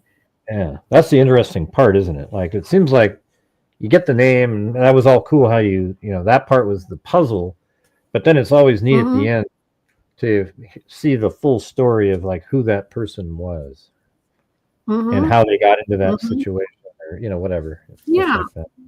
Yeah. Right. There it is. And that's what the substance of all that was. So, so it's all right. But, I thought about it, but I'm busy. I mean, writing an autobiography is hard. You have to have, ghostwriter maybe, or I don't know. But I don't know. You're but a rocket scientist. Would you bring that up in there? The rocket scientist part? Right, and I can't figure it out. That's right. That happens every now and then. Somebody tells me that, doesn't take a rocket scientist to figure that out. And then later they say, by the way, what do you do? Well, I'm a rocket scientist and I couldn't figure it out. Yeah, there you go. See? Yeah, right. Even a rocket scientist couldn't figure that one out. Yeah. And I say, yeah, you're right. You're right. Well, do you guys have any questions out there at all? I mean, we already did the questions, but I mean, she's been on here already an hour and 34 minutes. Oh, really? It's like 5 minutes. I don't want to usurp your time, soak up your time, Gray. I don't mind sitting around just, chatting, BSing, whatever you want. But I don't mean to. Maybe you have stuff you want to talk to the freaks about. Give them a lecture on something, and not. I don't care. I'd rather have it be, if you want to be here. I was just trying to be polite. I don't want you to have to sit here if you had something you wanted to do, like watch your show, you know. Yeah, no, whatever. I mean, I'll hang around for a little while still, or I'll go maybe get a drink of water in a minute or something, but I'm fine. I mean, it's Friday. All I'm going to do is watch Orangutan Jungle School, right? And all reruns of Project Runway. I like that too. I used to watch whatever. Dark Angel. What? I used to watch Angel? What is that? No, Dark Angel on Fridays with Jessica Alba back in like 20 years ago. But what is it? I don't know why. It was just like a crime show. Like she would run around. She was like a superhuman because she was injected with something when she was younger or something. And, she was so pretty, though. You just had to watch the show. But it was still good. It was like it's a good show. But she was... Pretty girls. And then they took it off of Fridays and they put it on some other dumb day where... I don't know. Or maybe it was on Wednesdays and they moved it to Friday and nobody watched it anymore. Yeah. It says, here's a question. It says, at what age were you when your parents realized what potential greatness was? And the answer is, my mom probably when I was a small child, and my dad died when I was probably in my early 60s, and he still hadn't realized it. So I had two diametrically opposite parents.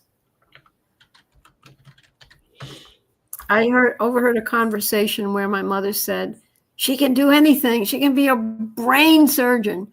And my dad said, what she has to do is know what real life is all about. She needs to be a checkout person at Sears. So, it's sort of like a schizophrenic, That was Dark Angel right there. People wanted to know in the chat. Is that? Oh, look at, it's interesting. Yeah. That guy, he's from that other show. Yeah, but she was like the superhuman. What? He's from... No, I think he's on that other show, that one that with it's been on for like 20 years now. The one, those two brothers that go out and they hunt demons. What the hell's the name of that thing? That's him. That guy right there. That looks like him. Yeah. Yeah. Okay. CDJ says my dad. What? But like now, that's the Dark Angel 20 years ago. What does she look like now? You have to think about that. Yeah. If you click through on the internet, you're reading something, right at the bottom, they show you this movie star and they say, this is what she looked like 20 years ago. You should see what she looks like now. And they make you click to see. Yeah, she looks about... Some are okay, some are creepy. She's pretty similar looking, just older. Yeah. I mean, I could put it on here. I'll show you it on the screen. Yeah. Hold on. Yeah, right there. Is that like a former... Is that what she looks like? Oh, that's Jessica Alba. I've heard of her. Yeah. Yeah. Okay. That's not so old a picture. Yeah. She was the Dark Angel? Yeah, she was the character. Like she was I think the it was Dark Angel? Yeah, well, she was one of them. There was these kids they had like these tattoos on it, like serial numbers, and they were in this facility that they were like, I think injected with drugs or something that made them really powerful, and they were this fighting force or something. And she wanted out, so she was watched that? Well, that was back then. That was like 20 years ago. Yeah, we know it is. Okay. I know we've said her name 100 times. Let's see. Yeah. Okay. I know Jessica Alba. I watched Project Runway. I like that very much. I'm rewatching a couple of them, some of the old ones. Just late at night when you don't want to think about anything, you just flip the tube on and you're zoning out on the sofa. So I watch those. Orangutan Jungle School is about this place in Borneo where they rehabilitate. They're cutting down all the trees in Borneo, and the orangutans really need them. And orangutan, oh my God, they're really smart. They joke. They use tools. They, they learn. It's so funny. You have these little baby orangutans, and Borneo and Sumatra. One of them had Yeah, Sumatra and Borneo. One of them had this ear infection. So, they rescue, when the orangutan moms are killed, they will rescue the babies and teach them how to be orangutans because they don't have the moms to show them how to do it, right? So they bring them to school, and they have a school. They have the nursery, they have the first grade, they have the juniors, they have the seniors, and they have college, So that one orangutan named Eric, he gets this ear infection. So they operate on him. They get the infection out, and he's fine. They give him antibiotics. So they have his head shaved because they had to do surgery. So he's fine. They put him back in class, and all the other orangutans are like, touching what happened to your hair? They're kind of curious why they have hair and he doesn't. And then in the day, his ear starts itching. So he takes a stick and he's trying to scratch inside of his ear. And they all look at him and they pick up sticks and they start putting it in their ear and trying scratching their ear, trying to figure out what he's trying to do. They're so funny. When they opened a new nursery, so they had to bring all the babies like down the road on a bus to the new nursery. So they did it twice. They did it in the morning just to take them out and, get them in the bus and get them kind of used to what's going to happen, because later they were going to have this ceremony and they didn't want these screaming orangutans all over the place.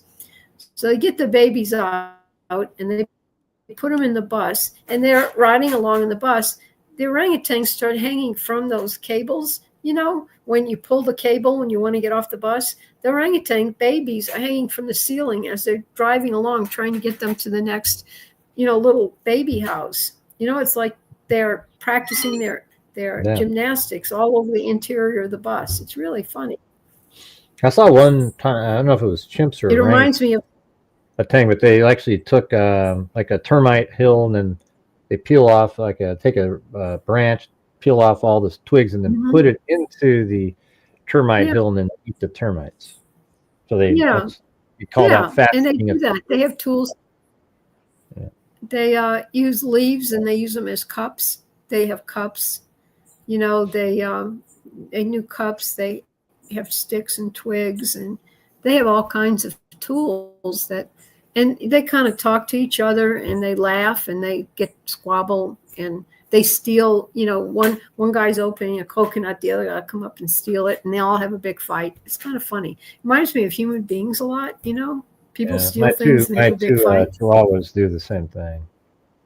I mean, I don't know what's going on with these two Chihuahuas they have, but one of them, it'll just grab something and make sure the other one sees it and then kind of turns, and the other one kind of sneaks over underneath and tries to grab it, and then the other one's it's just the craziest little dynamic that they just keep playing with each other all day. It's crazy. It's nuts.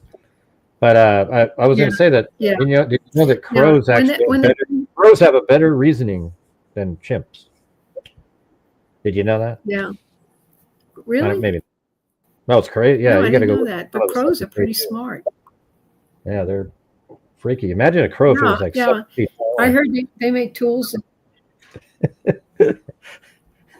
No, I can't. No thanks. It's the next.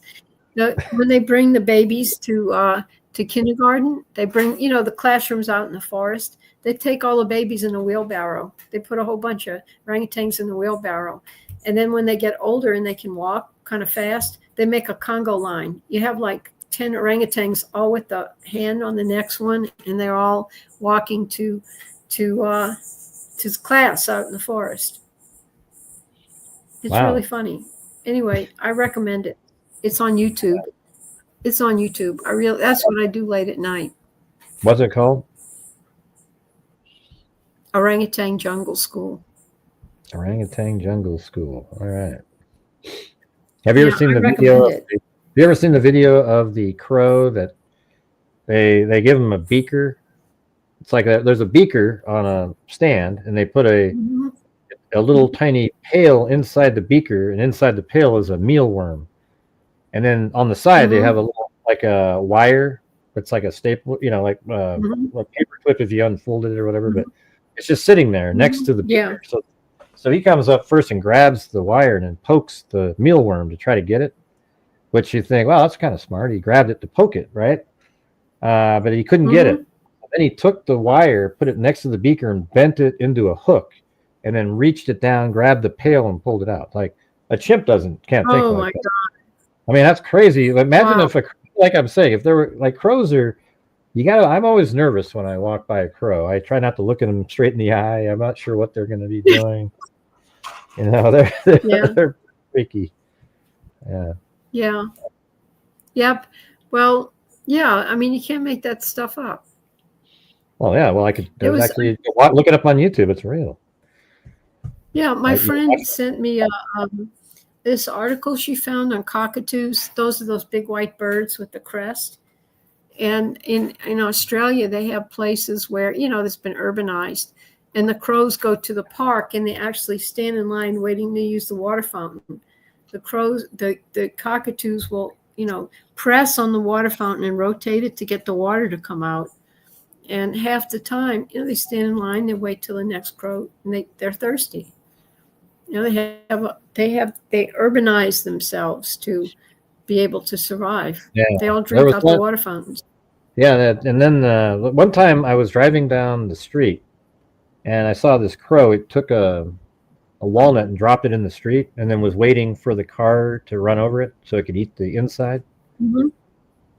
But then I was like, wait a minute, that's weird. How would it? Then I looked in it. It actually places it in the road where the tires are going to be, not just sort of randomly hoping in the middle. It puts it right where the tires are.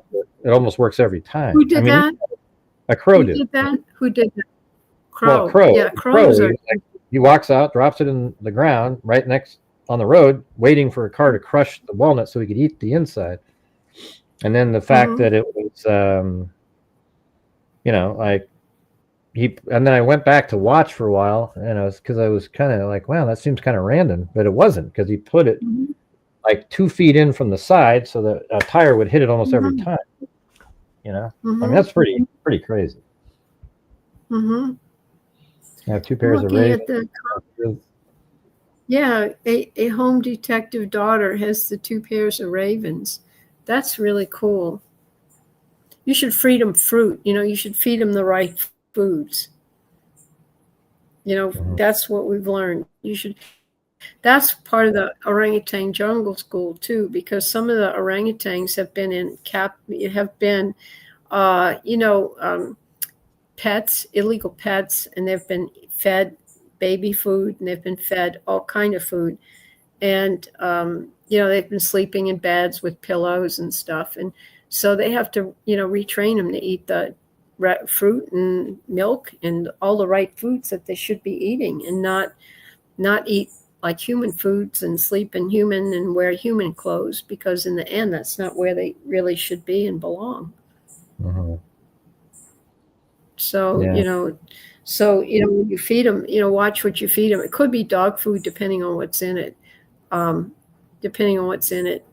It might be okay, but I'd just have a look at that, think about that, because you might not be doing them any favors.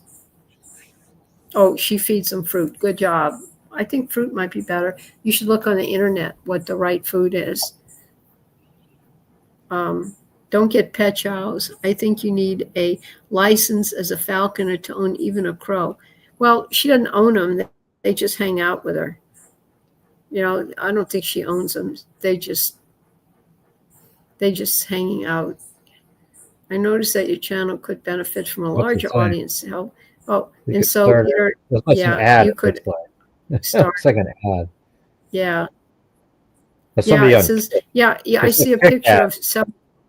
Yeah, that's not a real. That's just some. Yeah. That's not. That's in and so StreamYard. You can't see that on YouTube. They can't see that on YouTube. It's somebody saying they're talking about. Jeez. See, when you see a bunch of crows together, that's called an attempted murder. A murder of crows. Get it? An attempted murder.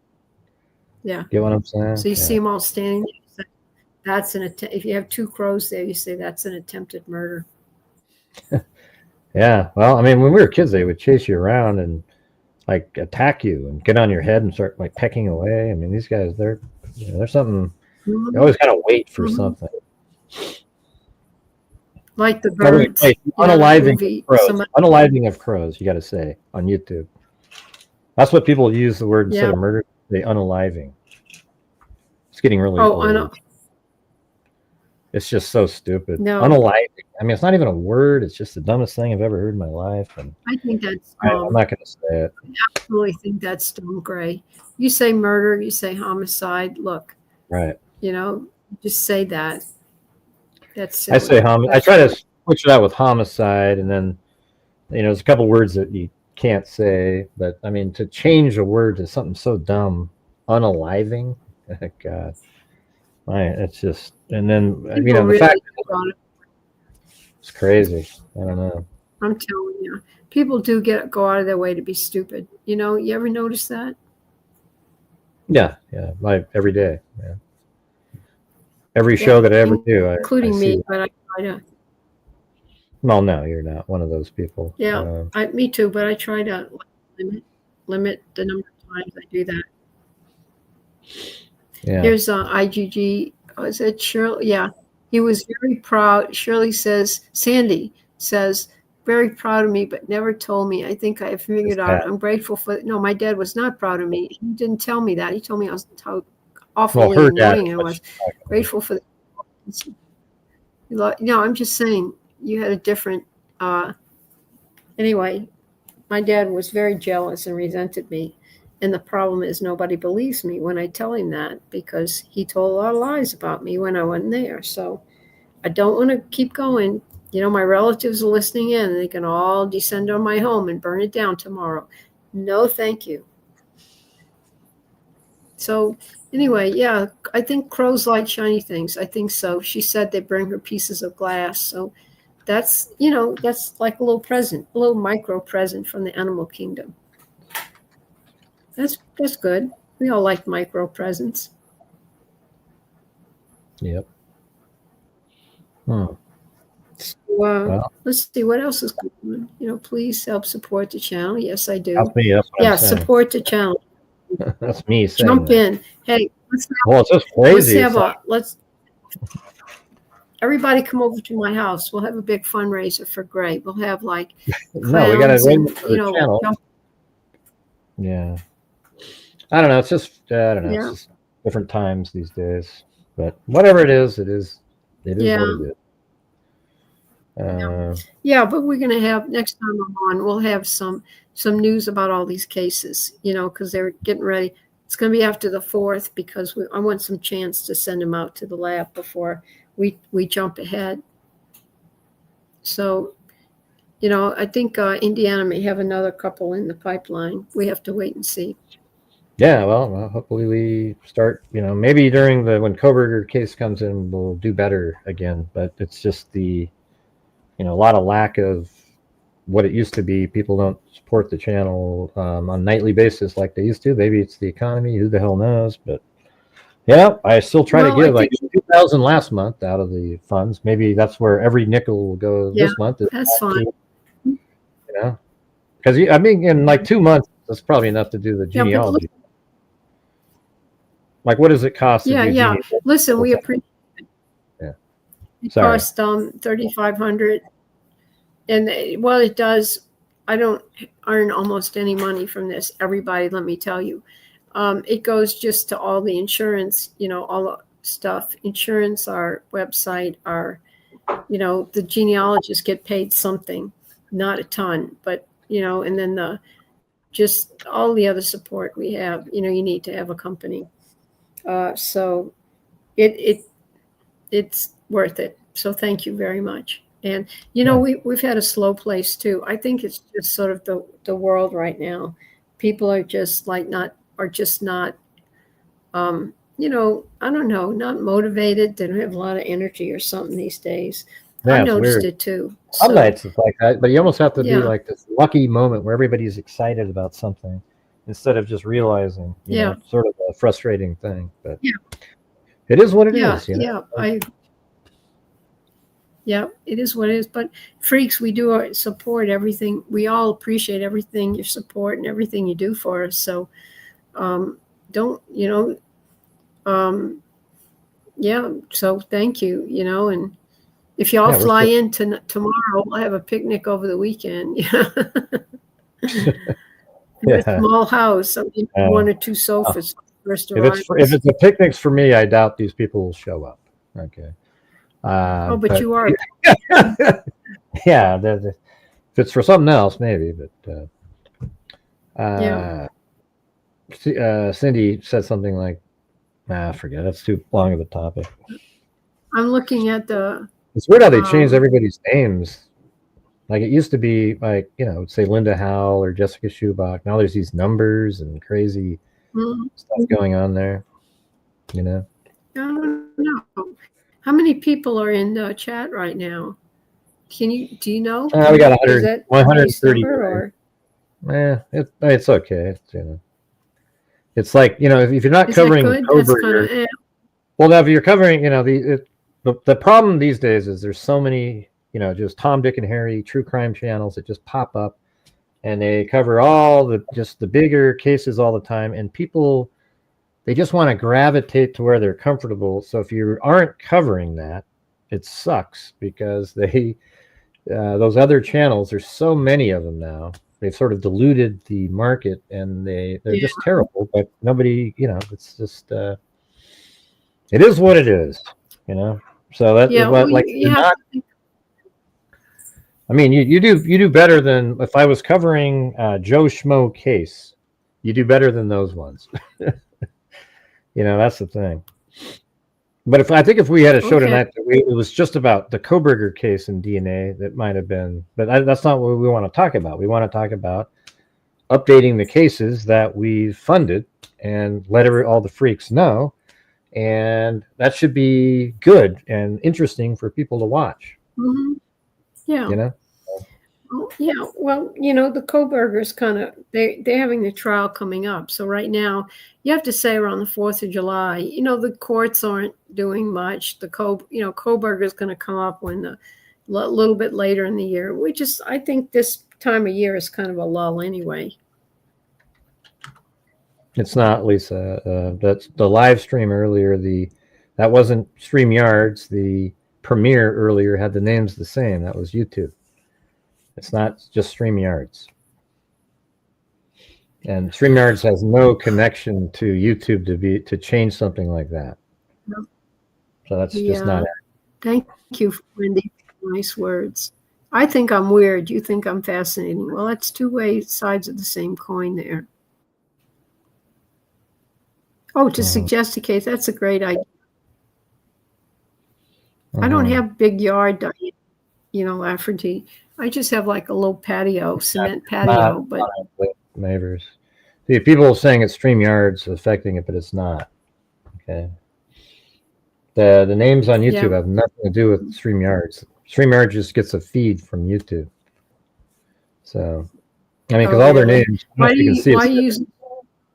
Well, see their names. They're like Jessica Schubach. Why are you using Stream? Oh, I'm just using it because it's a streaming application. You can stream to multiple platforms at the same time. So tell me, you see, every now and then. Lisa, earlier today we did the premiere, and the names were like that too, and StreamYards had nothing to do with it. So that automatically means it's not StreamYards. Okay. At that point. Thank you, Wendy, for saying that. Mm-hmm. Well, what I think is happening. No. You see, you can take care of this yourself. Great. You see, I'm looking at the list. There's Diana Lafferty. There's Monolith. There's M. Lisa Valenzuela. You see all the homicide detectives. Vacation also. People on vacation. Wendy. But, I think you could be all those people. You could be sitting there actually typing your own chat, to kind of stir the water up. And it's not really 100 and something people. It's really just you. It's you and a couple other guys. Oh, I could do that. That'd be cool. Yeah, except you could get shills. You could get a couple of your. Sandy said it sounds like your father's the same, but I thought a minute ago you said how it wasn't the same. Like your dad, I don't know, was jealous, and her dad thought she was good. Yeah, I don't know. It's this one. No. Yeah, do I have a same, like, sound like we're close in age too. I understand. Document. Okay. Yeah. Thank you. It's a confirmation. I wish my close family would get that, but they don't. So anyway, do I have a favorite museum? What have you been up to lately? Go ahead. Tell us what you've been up to. Well, yeah. How does that figure out? We have a delay. We have a delay on this. So like she's reading something, but I don't know if she's going to be reading something. Then I start talking, and then normally there isn't this much of a delay. I don't know what the deal is there, but anyways, tell me about the museum. Yeah. No, I'm saying, how does that factor into true crime? I mean, there's what is it? The Spy Museum in Washington is pretty good. I like that. Yeah, anybody in the chat seen the Spy Museum in Washington? Yeah, they are jealous. Right, you got it. And Sandy, your family hates you too. Okay, we're good. Okay, you can be my friend. Spy Museum in Washington, Murder Museum in Philadelphia with all the weird people born like with horns coming out of their heads. I like that one. I also like the Rijksmuseum in Amsterdam. I like the Mauritshuis in The Hague. That was Vermeer. I like Vermeer very much. It's my favorite painter. The girl in the pearl earring is my absolute. It's right around the corner. I had that on my wall. View of Delft. I like his paintings very much. So that's my favorite painter, favorite museum, but I have others, in other categories. So, but do you have a Bill Hughes? I've been all over the world. A what? Well, my dad was a painter, like an actual, oil on canvas. He was, Really? he was a Southwest artist. He was pretty famous. I mean, he died in 92. Really? But he sold some paintings for like $100,000. I mean, it was crazy. And they're still out there being sold because he did it so perfect. It looked like it was real. I don't know if you've ever seen them. I mean, I've showed them on my show before, but they look like real, like landscapes, and it was crazy. I don't know. Wow. Maybe if I can find it, I can put them landscapes. He mainly did landscapes. Well, he did ones with people in them too, and those ones were just hyper real, like the sweat on their hands, all shiny and stuff. I mean, really crazy. Like he called his work actualism. That's what he would call it. He called it like this is what it, like not realism, but actualism. Let me see if I can. That's really hard to do that for a living and make a living out of it. To paint like that. Yeah, no, that was he wasn't the greatest dad in the world, but he was definitely a good artist. I can tell you that. I don't know if I thought I used to have a folder. Yeah, they did make a movie about the girl in the pearl earring, but I didn't watch it because I didn't want to ruin the aura.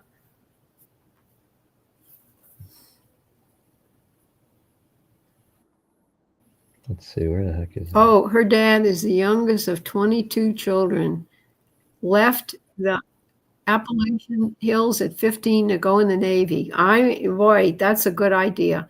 Most successful. He was awesome. My mother's family sucks. They give no confidence. Okay.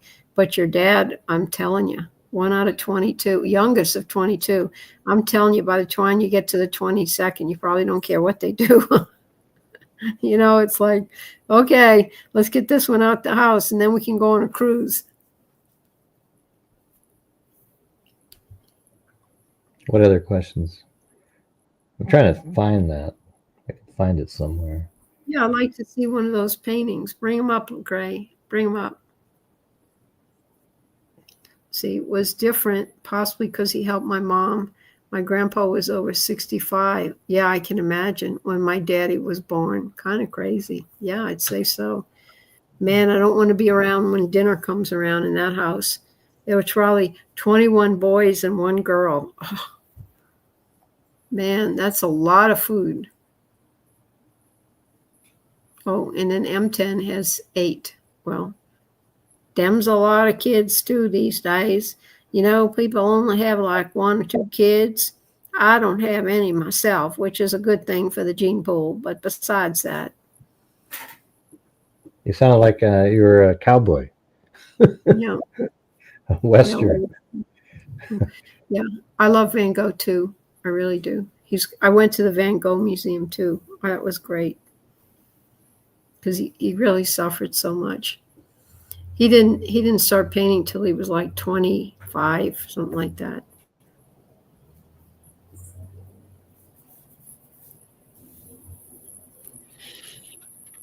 Yeah, So, I bet you I could just find them online. I have a folder that has Yeah. all of them, but I don't know where it is. Let's see. I'd like to see. Do you have 1 or 2 you can just flash? Yeah, I was just gonna look for them.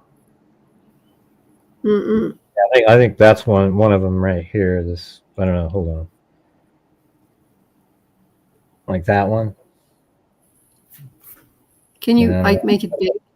Make I mean, it that's big. Yeah, I don't know Is how that big it. big? There you go, like right there.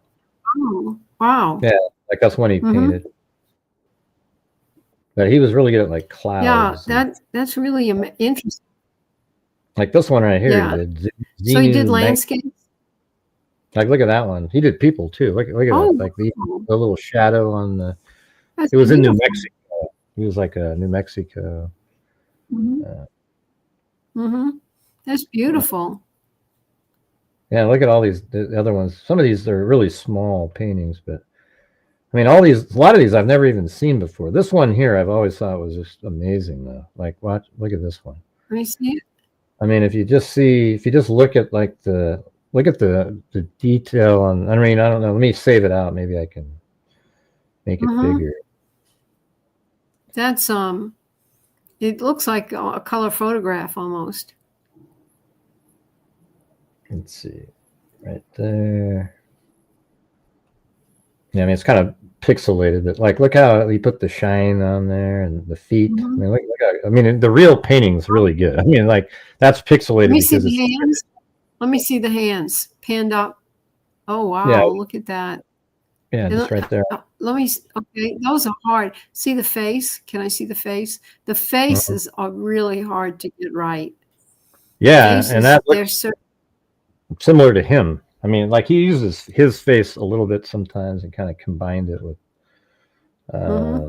But like this isn't even a clear image. Like the very clear one doesn't. It looks totally different. Way crisper and everything. Yeah. So do you have any of his paintings? I have like a study that he did. That's it. That one's sort of clear. This is one of my favorite ones right here. There's one similar to this one that are just so that's blurry because somebody took a screenshot. The real one looks like real rocks and everything. It's wild. I mean, look at all these are all his actually. Weird. Some of these I've never even seen. I haven't seen that one. Never seen. You know, is there a second page? First page. Oh yeah. So here's page 1. Let me see. One of my favorites is in there called Sunday Afternoon. Pick out a good one.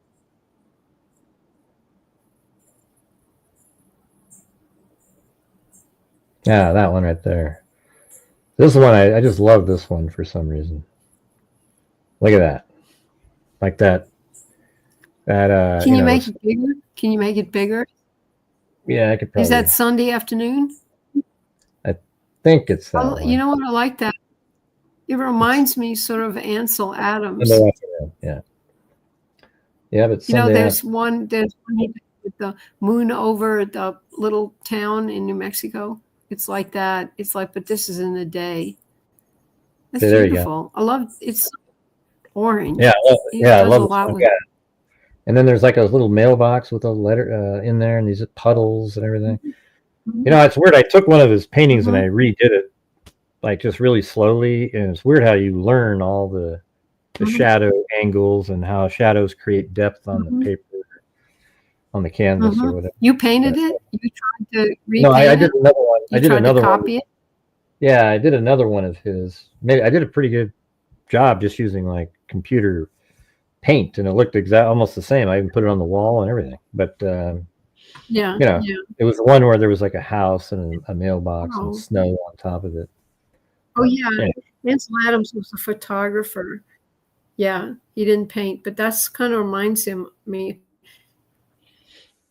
Now this one was one of the Nice. pretty big one. So at you the end. don't you never did that. That wasn't your Well, cup it got of me tea, or into you sort didn't of inherit where, that. well, it's strange because zone.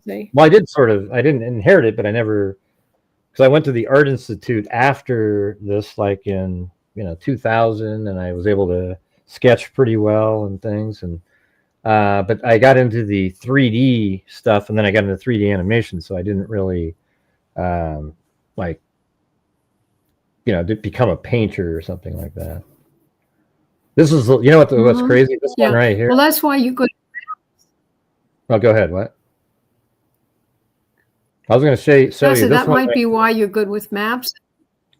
Yeah, maybe. This one right here was the last one that was on his canvas when we went to go, like they found out that he had kids and they called us over there, but this was the last one on his canvas. Huge painting too. It's like, 6 feet by, well, let's see what it says in here.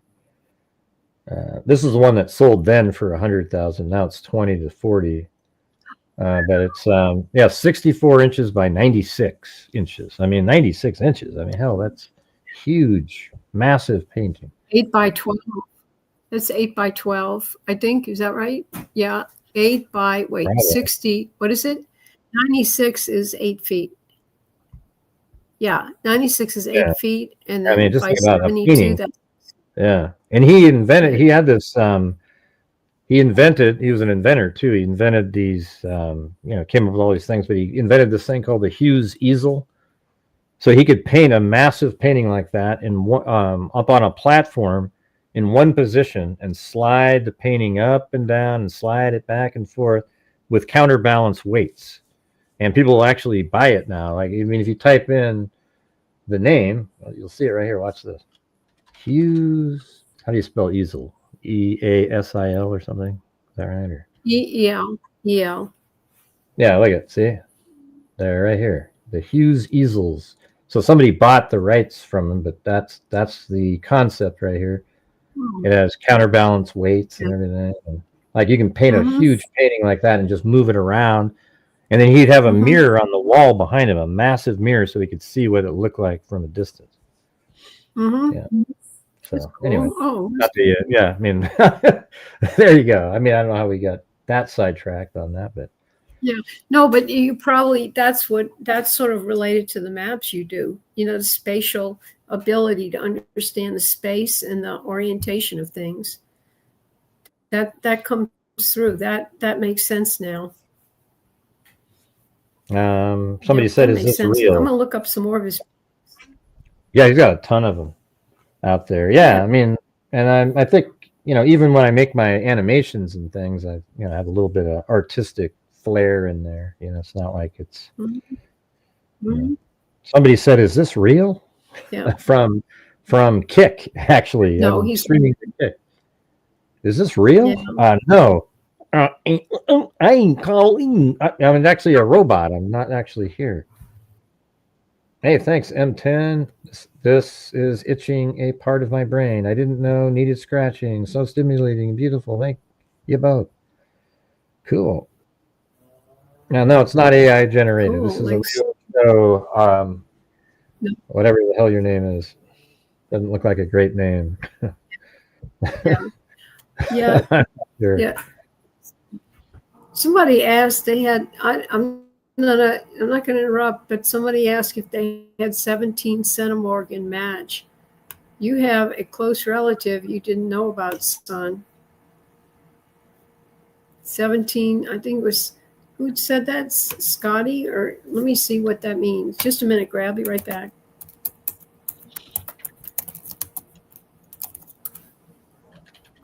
It is, it's really slow. Maybe I should do it on the phone. It's like a half sibling.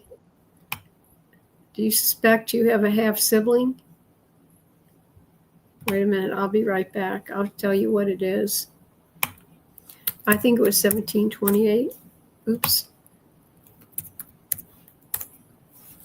It's that 1728 is either a half sibling, an aunt or uncle, a niece or nephew, your grandparent or your grandchild. So considering you don't know who this person is, it could be a half sibling. 1728? That's pretty huge. That's a big number. Yeah, I know. So I had to quickly comment before I got away. Who was that? Somebody in the chat said that while we were talking and looking at the artwork. And I really wanted to see the artwork. Sparky said it. I really wanted to see the artwork, so I didn't want to interrupt, because I wanted to see some more. Ancestry said, I'm 1724. Well, since you don't know, Sparky said that. So since you don't know who it is, it's probably a half sibling. Do you think we're closely related? Duh, let me think about that for a minute, right? It's a half sibling. If it was a grandchild, I think you'd know about it. Like how many centimorgans if it's you? Like what is the, no, it's me. 3,000, but it's a funny 3,000. calculation. It's you. 3,500, but it's a funny calculation because it's you. So that could be your parent, your child, or you. But you is a funny calculation. Parent, child. And if you're going to show up as your own parent or your child because of the way the software works. Hmm. And so an identical twin is going to look like one of those. So remember our chimera conversation? That was pretty good. I made a whole video on that one. I know. I like that very much. And they're concerned about that. If somebody has a bone marrow transplant and they rob a bank, the guy that they arrest may be in Germany and 20 years younger and never went to the U.S., because they had a bone marrow transplant. If he leaves people's mind. Well, would touch DNA switch over, or would that just be like seminal fluid or blood or something like that? I mean, like would the touch DNA change? It's just like, I thought it was like seminal fluid. Like you could have let's say a black guy was a donor for, or a white person, even a donor for bone marrow, and then the husband who's white, for example, has sex with his wife who's white. They could have a baby that looked like a black baby because he had a bone marrow transplant from the black person, and it's the DNA from the black person. It could be. Yeah. It depends on which. Yeah. Yeah, it was, because it depends on, the DNA is in different parts of your body. Your original DNA never goes away. And the other person's DNA, I think, is in your semen, I think. But I think your original DNA is in your hair or something like that. So don't leave a hair at the crime. Mm-hmm. You just got to be careful about things like that. You really do. Weird though, like, man, that's such a crazy development. Like, oh wow, I get bone marrow, so that means bone marrow must be responsible for, creating, the genetic material inside, like your semen or something. Yeah, I mean, that's pretty wild. I mean, who knew that? Yeah, they say, does law enforcement keep track of bone marrow? What's that? I'm sorry, Gray. I don't mean to speak over you. Sometimes I can't tell. When you're. It's kind of a weird type. No, we have a 3 or 4 second delay. That's why. Okay, so what were you saying? No, I was just saying. The bone marrow must have some function in creating the genetic makeup of a male semen. Or I wonder if it does the same thing with a female who got a bone marrow transplant. Does it change the genetics in the egg that she's putting out? I think that it changes. I think that the thing is stem cells. You replace the stem cells and they become other cells, other places. I think that's the trick. Mm-hmm. But I mean, does it have the same effect on male and So, female though? I mean, with their same. well, a Yeah. woman doesn't have semen, you know. Well, it doesn't have semen, but they have an egg, right? So I mean, maybe that would be changed. Whatever, because it's. No, I mean, what's the difference? because women are born with all the eggs they'll ever have in their life on board. I So see. once they're there, you're not going to change them. But sperm is all the time produced in the history of a man's life. So, and in fact, if I heard this at a conference that if somebody, let's say a woman is pregnant and she has a lot of stress in her life, that does not affect, and she has birth to a daughter, that it doesn't affect the daughter, but it affects the grandchildren, because the baby, before it's born, the daughter has all the eggs on board it will ever have. And so what happens is when the daughter's born, that's when the stress on the grandma kicks in. That's when the endocrine system changes of the baby that gets born, and that endocrine system shows up. So if, like, they had this village in Sweden that had a real bad famine, and then the children of those famine people that survived really had no problem, but the grandchildren had a lot of diabetes because it skipped a generation. Anyway, just thought I'd throw that in. But no, the bone marrow transplant does not affect the eggs.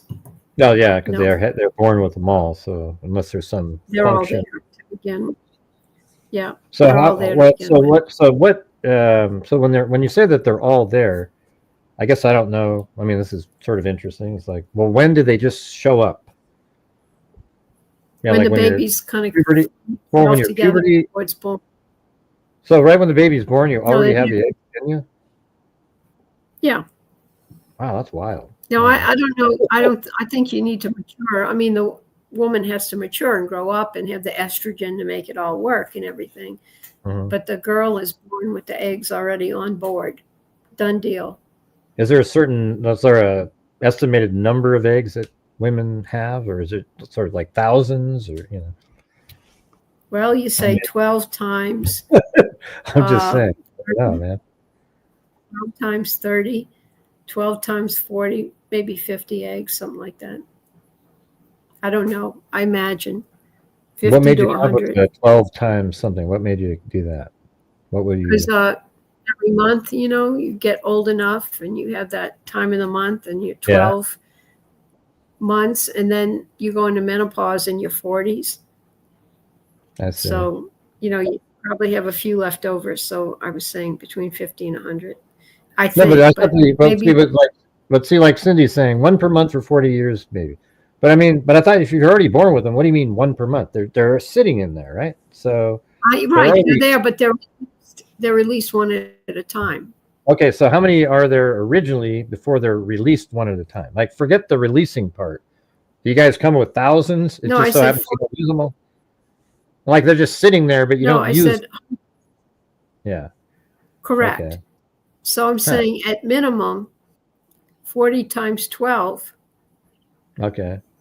So 40 or 50, 480, 600, right? several hundred, 480. many hundreds, but not 1,000. It's not like a woman's a jellyfish and has like 500 at one time. No. I know, it's just sort of these interesting things that you don't really ever think about. We're starting to skate on thin ice here, Yeah. Jellyfish. I'm going to start calling all the women out there jellyfish. Yeah. Hey, thanks for the gifted 5. We need 9 more, you guys, and then I'll donate 5 myself. All right. There we go. Oh, you're donating 5 gifts. Okay. I'll give How much is 5 memberships. They're $5 a piece. So we need 9 more of those. Okay. Let's see. Why do you need? Is that like your limit for the show? That's a goal. Like I have a goal to try to reach, so then I could donate the 5 and then try to keep things rolling along for the month. It used to be where I didn't even have to think about it. Well, everybody give $1, and then you have 100 people on the show. That's what I say. On That's the what I chat. say. So That's what I say, but it seems doesn't easy. happen. Yeah, seems easy. Yeah. Yep. Yep. Well, I'm going to take off. I'm going to go watch Orangutan Jungle. Hey, look at right there. It's, but I've enjoyed seeing. Yeah, that was fun. You're going to watch the Orangutan Jungle again? But look at somebody said online state says women's are born with 1.2 million. I don't. Wait a minute. No, I'm hanging out. I got to check that out. Yeah, she's got to look it up I don't herself. feel like. How many? That must be a female jellyfish, not a female human. And it must be just sort of random which egg it throws out. It's not like they're in a line. Yeah. Why would your body create 1.2 million when you're only going to ever use 480? It says 1.2 million. It That's says, wild. in fact, you can't make new eggs. There is a continuous decline in the total number of eggs each month. So some must be like absorbed. Some must be absorbed and, just never go anywhere. I wonder if they cause with some of the problems, like the, issues that women have, like, cancer issues because of all the eggs sitting in there with growth potential, something like that. Well, you mean like they go bad, like in the refrigerator or something? Oh, I don't know. Just sort of like, I don't know who the hell knows, man? Everything's so complicated in there. It's wild. Well, women are complicated. I remember when I was talking to my brother, I asked him, when you went to medical school, my brother's a doctor, and I said, what did that make you? He goes, you know what? When I studied how the hand moves and how it works, that's when I thought maybe there is a God out there, because it's so complicated, and yet everything works easily, for us. Yeah. They say 1 egg every month is ovulated, and then about 1,000 other ones are lost. They just kind of go away. How about that? I didn't know that. I wonder how those ones are lost. See, that's what I'm talking about. That, whatever that is, maybe that creates problems if there's too many. Yeah, I don't know. Maybe. I don't know. Maybe that could be part of it. I mean, what a crazy thing to create 2 million. I mean, that seems like a little overkill, right? I mean, when 480 is all you do, right? Well, nature's like that. It wants to make sure it does it right. I guess with males, there's a lot of sperm, but with women, it's just usually 1 egg at a time, but sometimes there's 2 or 3. Yeah. And you get fraternal twins. What's the record number of fraternal twins in one birth? That would be interesting if there was 4 eggs and then 4 sperm jumped on those, and then you had 4 completely all have the same birthday, but they looked as different as me and my brothers. Well, they aren't twins anymore. They're quadruplets. Yeah, Diana says. Why didn't we break it down like that? I mean, come on. They're not twins. You're right. They're quadruplets. They're not twins. Well, you're right. You're right. I don't mean twins. You're right. I was just trying to say, what's the record for fraternal what? Well, what do you call them then? I guess. Hey, your face froze. You know what? Look at your face. Look at this. Your face froze like this. It feels kind of. It was like this. That's when it froze, man. That was awesome. The video froze up on it. Yeah, just like that. Yeah. Yeah. Well, Diana, you can just go take a DNA test from Ancestry or something to find out lots of stuff. So. Yeah, sperms daily, eggs aren't like that. Yeah, you guys just throw $1 in or something, That's all right. Okay. Everybody, it's all right. We appreciate you sitting in, just sitting in and chewing the fat and stuff like that. It's kind of fun. Especially, I haven't seen anybody. And I want to thank everybody for like supporting our IGG, because we'll have some news like a little bit later in a couple of months. Yeah, we got 3 cases coming Yeah, along. Probably within a year. Yeah. yeah, we do. Yeah, probably within a year, all 3 of them will be solved, I would think. Right? Sometimes they take a long time. Yeah, I hope so. Yeah. More, and there's more stories. That's what I like. The more stories we get to tell. Remember that time we had East Haven Jane Doe, the detective, and the sister came on? Maybe we can find out who the guys. We might be able to get them to come on, or if we find the family and stuff, maybe they'll come on and talk about their family, or why this guy, they lost track of him. Yeah, I can't remember what the scenario was on that. I remember it was like they had to find. Wasn't he just a random body in amongst a bunch of bodies in a grave or something like that? Like a bunch of buried bodies at a grave. You are the tent guy. What's that? The tent guy. The tent guy. No, the one that you're talking about. What do you mean? The West Haven one. I thought it was somebody that ran East Haven. Yeah. That was the one where they had the cemetery was Potter's Field, and it was overgrown, and they had to go cut it, and then ground penetrating radar, and then the sexton came and he screwed it up, and they pulled up a coffin that they thought it might be her, but it was a 10-year-old boy. And so they had the new coffin and the priest and everything, so they just redid it, gave him the last rites again, buried him. Yeah. Then they had to find her. It took like 3 years. Yeah, so I mean, it just took 3 years. Yeah. We just kind of knew where they were. The body was in general, right? Like they didn't know exactly. Well, they knew it was in the cemetery.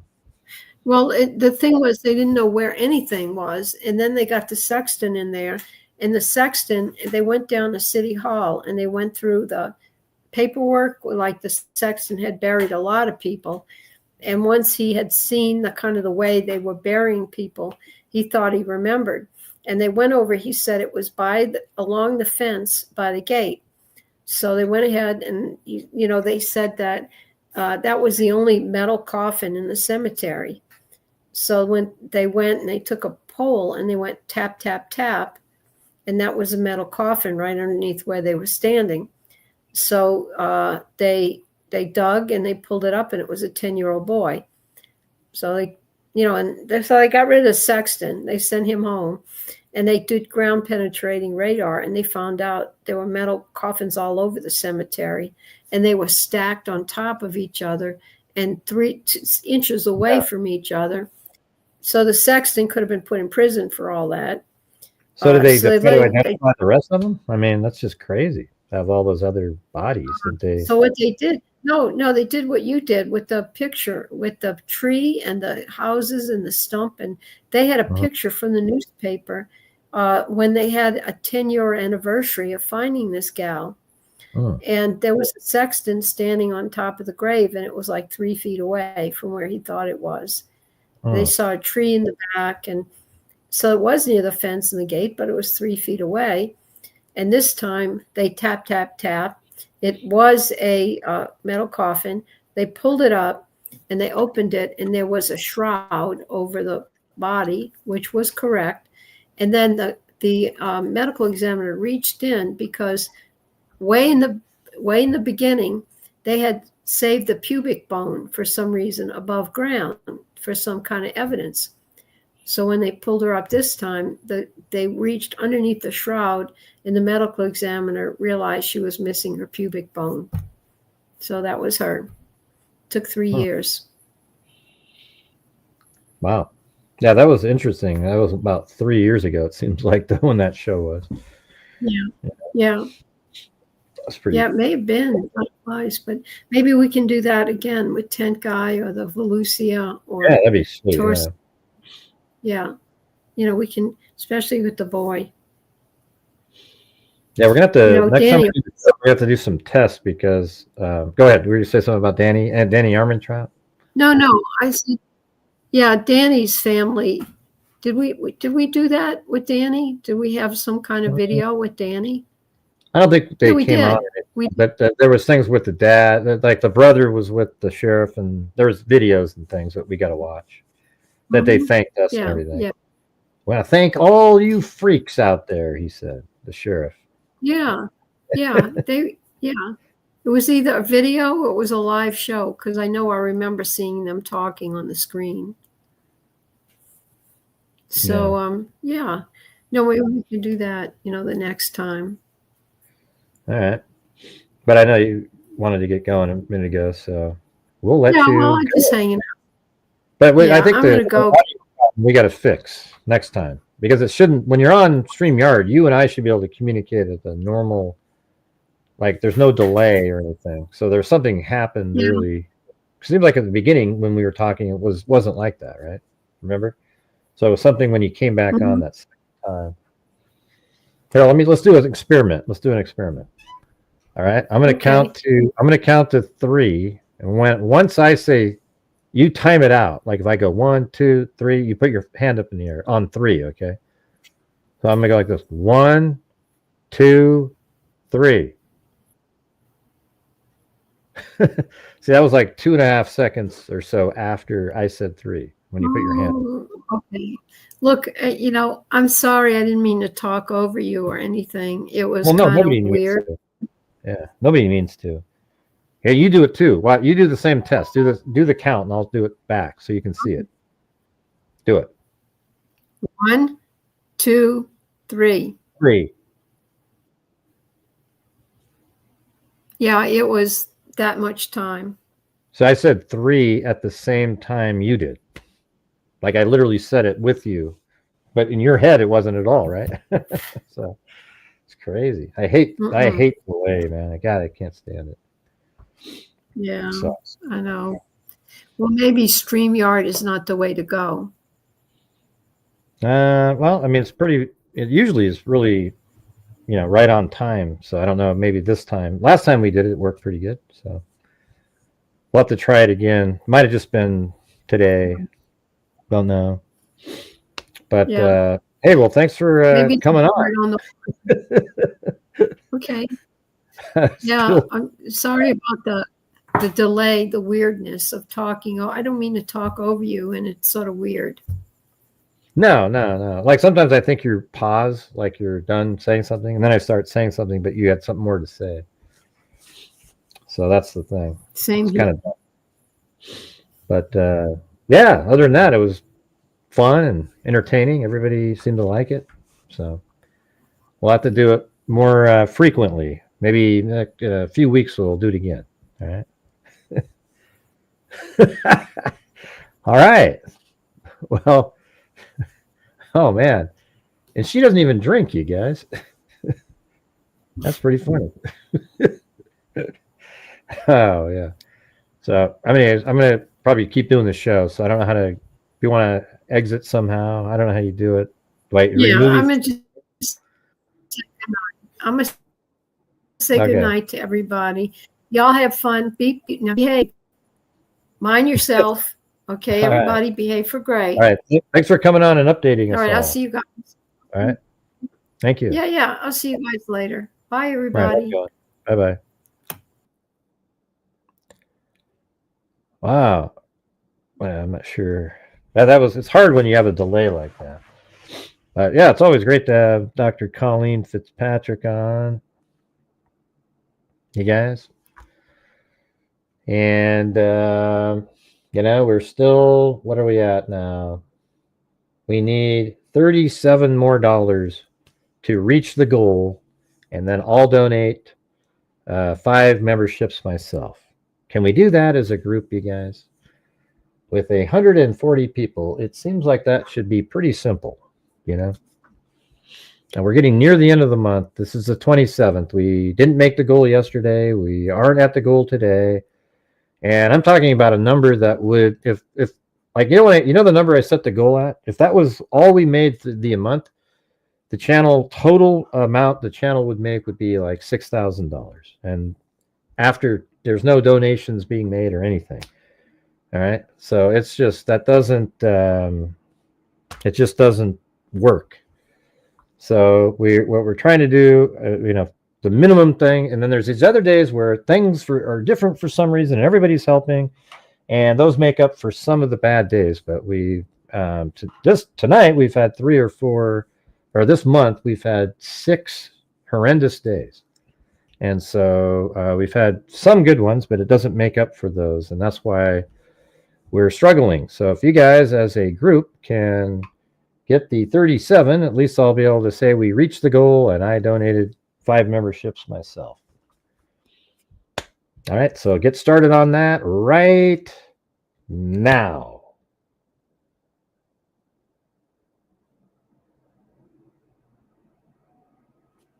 Nothing? Yeah, she's been on here like 100 times. You guys never watch. She's one of the smartest people there is out there. She is the one that takes really bad DNA. No, it's been way more than just some M10. Yeah, it's all right. So there we go. Now we are, what was it, 37, 29 away. All right, so we got Alley Cat and M10. We also had Lisa Valenzuela and Sandy Shirley earlier in the coffees. That was it for one coffee and a PayPal. And this isn't, the words on the screen are not from StreamYards. Or it doesn't make sense if it's from StreamYards, because they were the same when I did my premiere today. And that's just a video. Hey, thanks, Georgina Stoliker. That's just a video I uploaded. And so it had the same thing with the names. And by the way, your names always show up like that in the comments section. Under the video, they're always like the number things. All right, so we got 3, 5, 6, 7 probably. And then Georgina Stoliker. What is that? So wait, I said 37, so that would be 29, 24, 23, 22. So 22 more, and then we're there. And I'll donate 5 myself.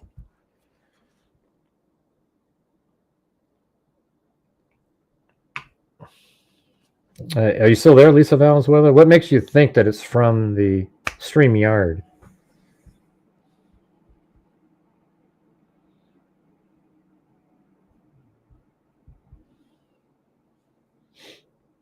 What did I say? 23, 22?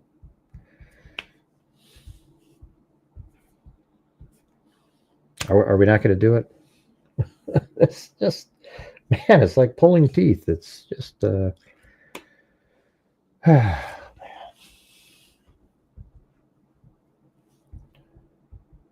see. So that's 120. Yeah, 22 more. That's all we need to get to the goal. And then I can donate the 5. Haven't been able to donate 5 memberships for a few days now.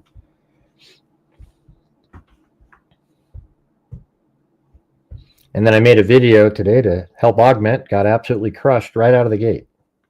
Absolutely only has like 2,000 views. Unbelievable.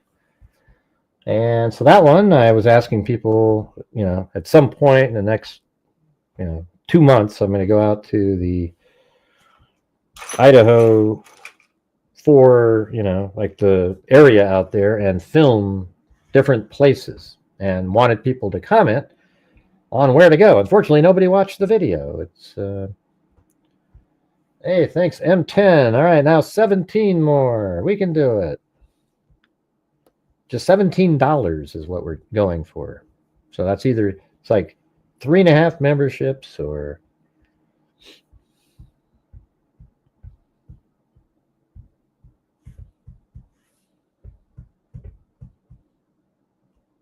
Yeah, it sucks when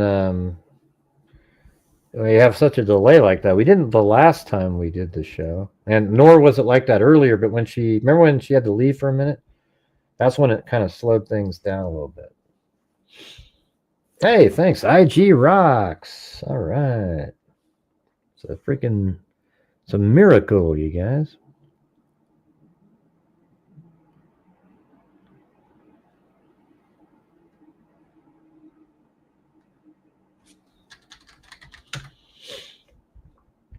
It was a busy day here in Canada, long weekend. Yeah, so what's going on there, Georgina Soliker? Hey, you told me earlier it sounds pretty crazy over there for you. Her health issues, going through a lot of stuff. But sounds like they can help you out, so that's good.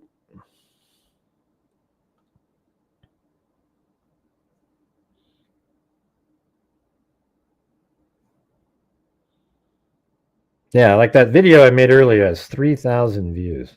Man, that's just 2,000. Yeah, just horrible. All right, let's see. I'm trying to get out to the stream. But, how do you not like Dr. Colleen Fitzpatrick?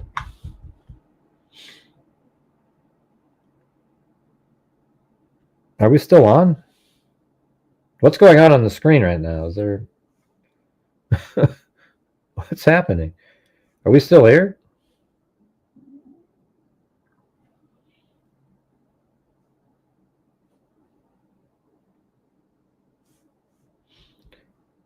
This is weird. How come... Look at the screen I have here, you guys. What's going on with this? Like, what's happening? They take their I mean, it's like it's got the end screen on. What the hell was that? Man, that was so weird. It had the thumbnail on the video, but now it doesn't. So I don't know what's happening.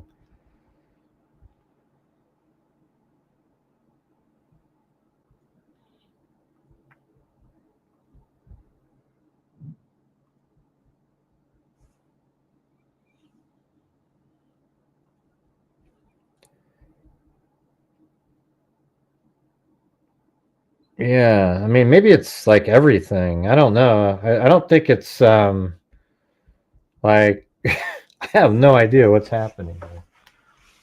Yeah, maybe it's just a random thing, Lisa. I mean, I don't think it's not StreamYards. I think it's just sort of this random. Yeah, I can see you guys. I just thought it was weird how when I opened up the stream in Firefox, it had the thumbnail on the screen. On the video itself, and it was, but the video was way over to the right, the slider.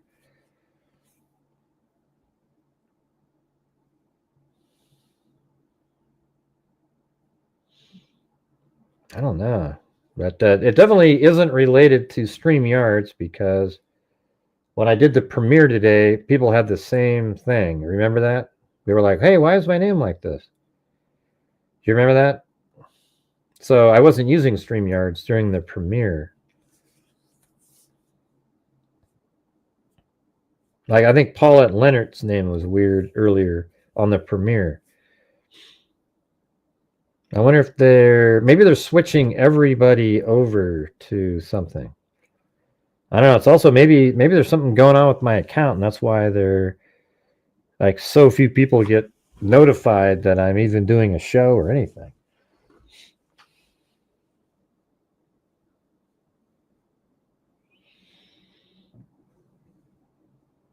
Right. I mean, should I end the stream and come back on and see if it like a normal using just like an experiment, try it on using my OBS studio like normal? I have a feeling it's going to be exactly the same.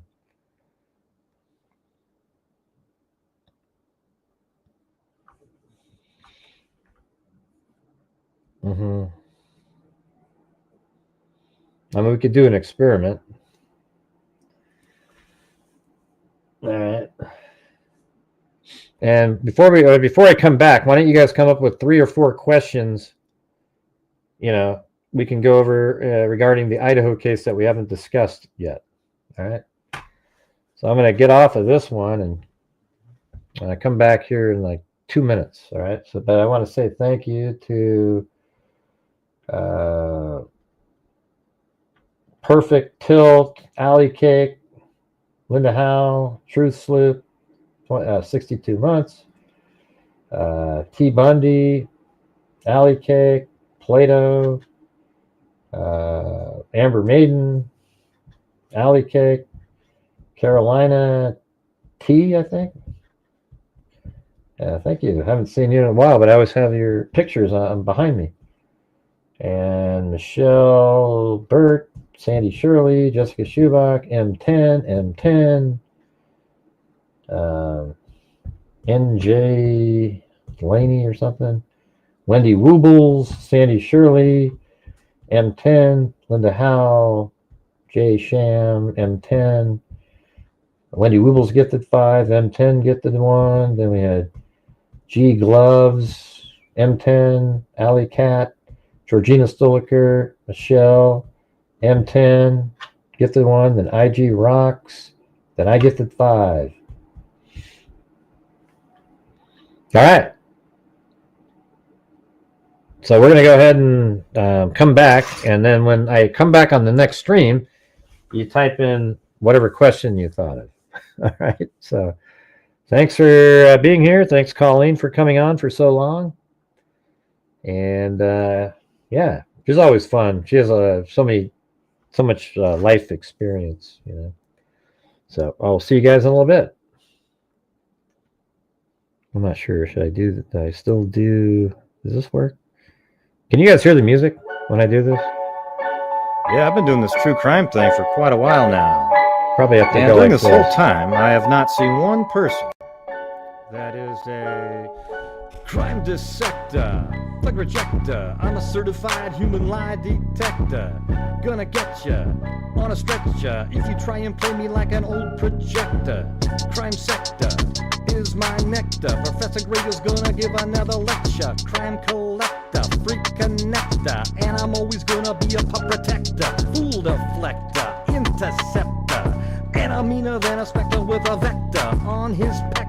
With all respect, y'all, just remember I've a temple fucking checked ya. I have no agenda, I'm no pretender, and I'll serve it to you straight without the blender. And in the end, I'm gonna send ya on a mission to reveal the true offender. Yeah, so I'll just get right back to work. All right, everybody? Talk to you later.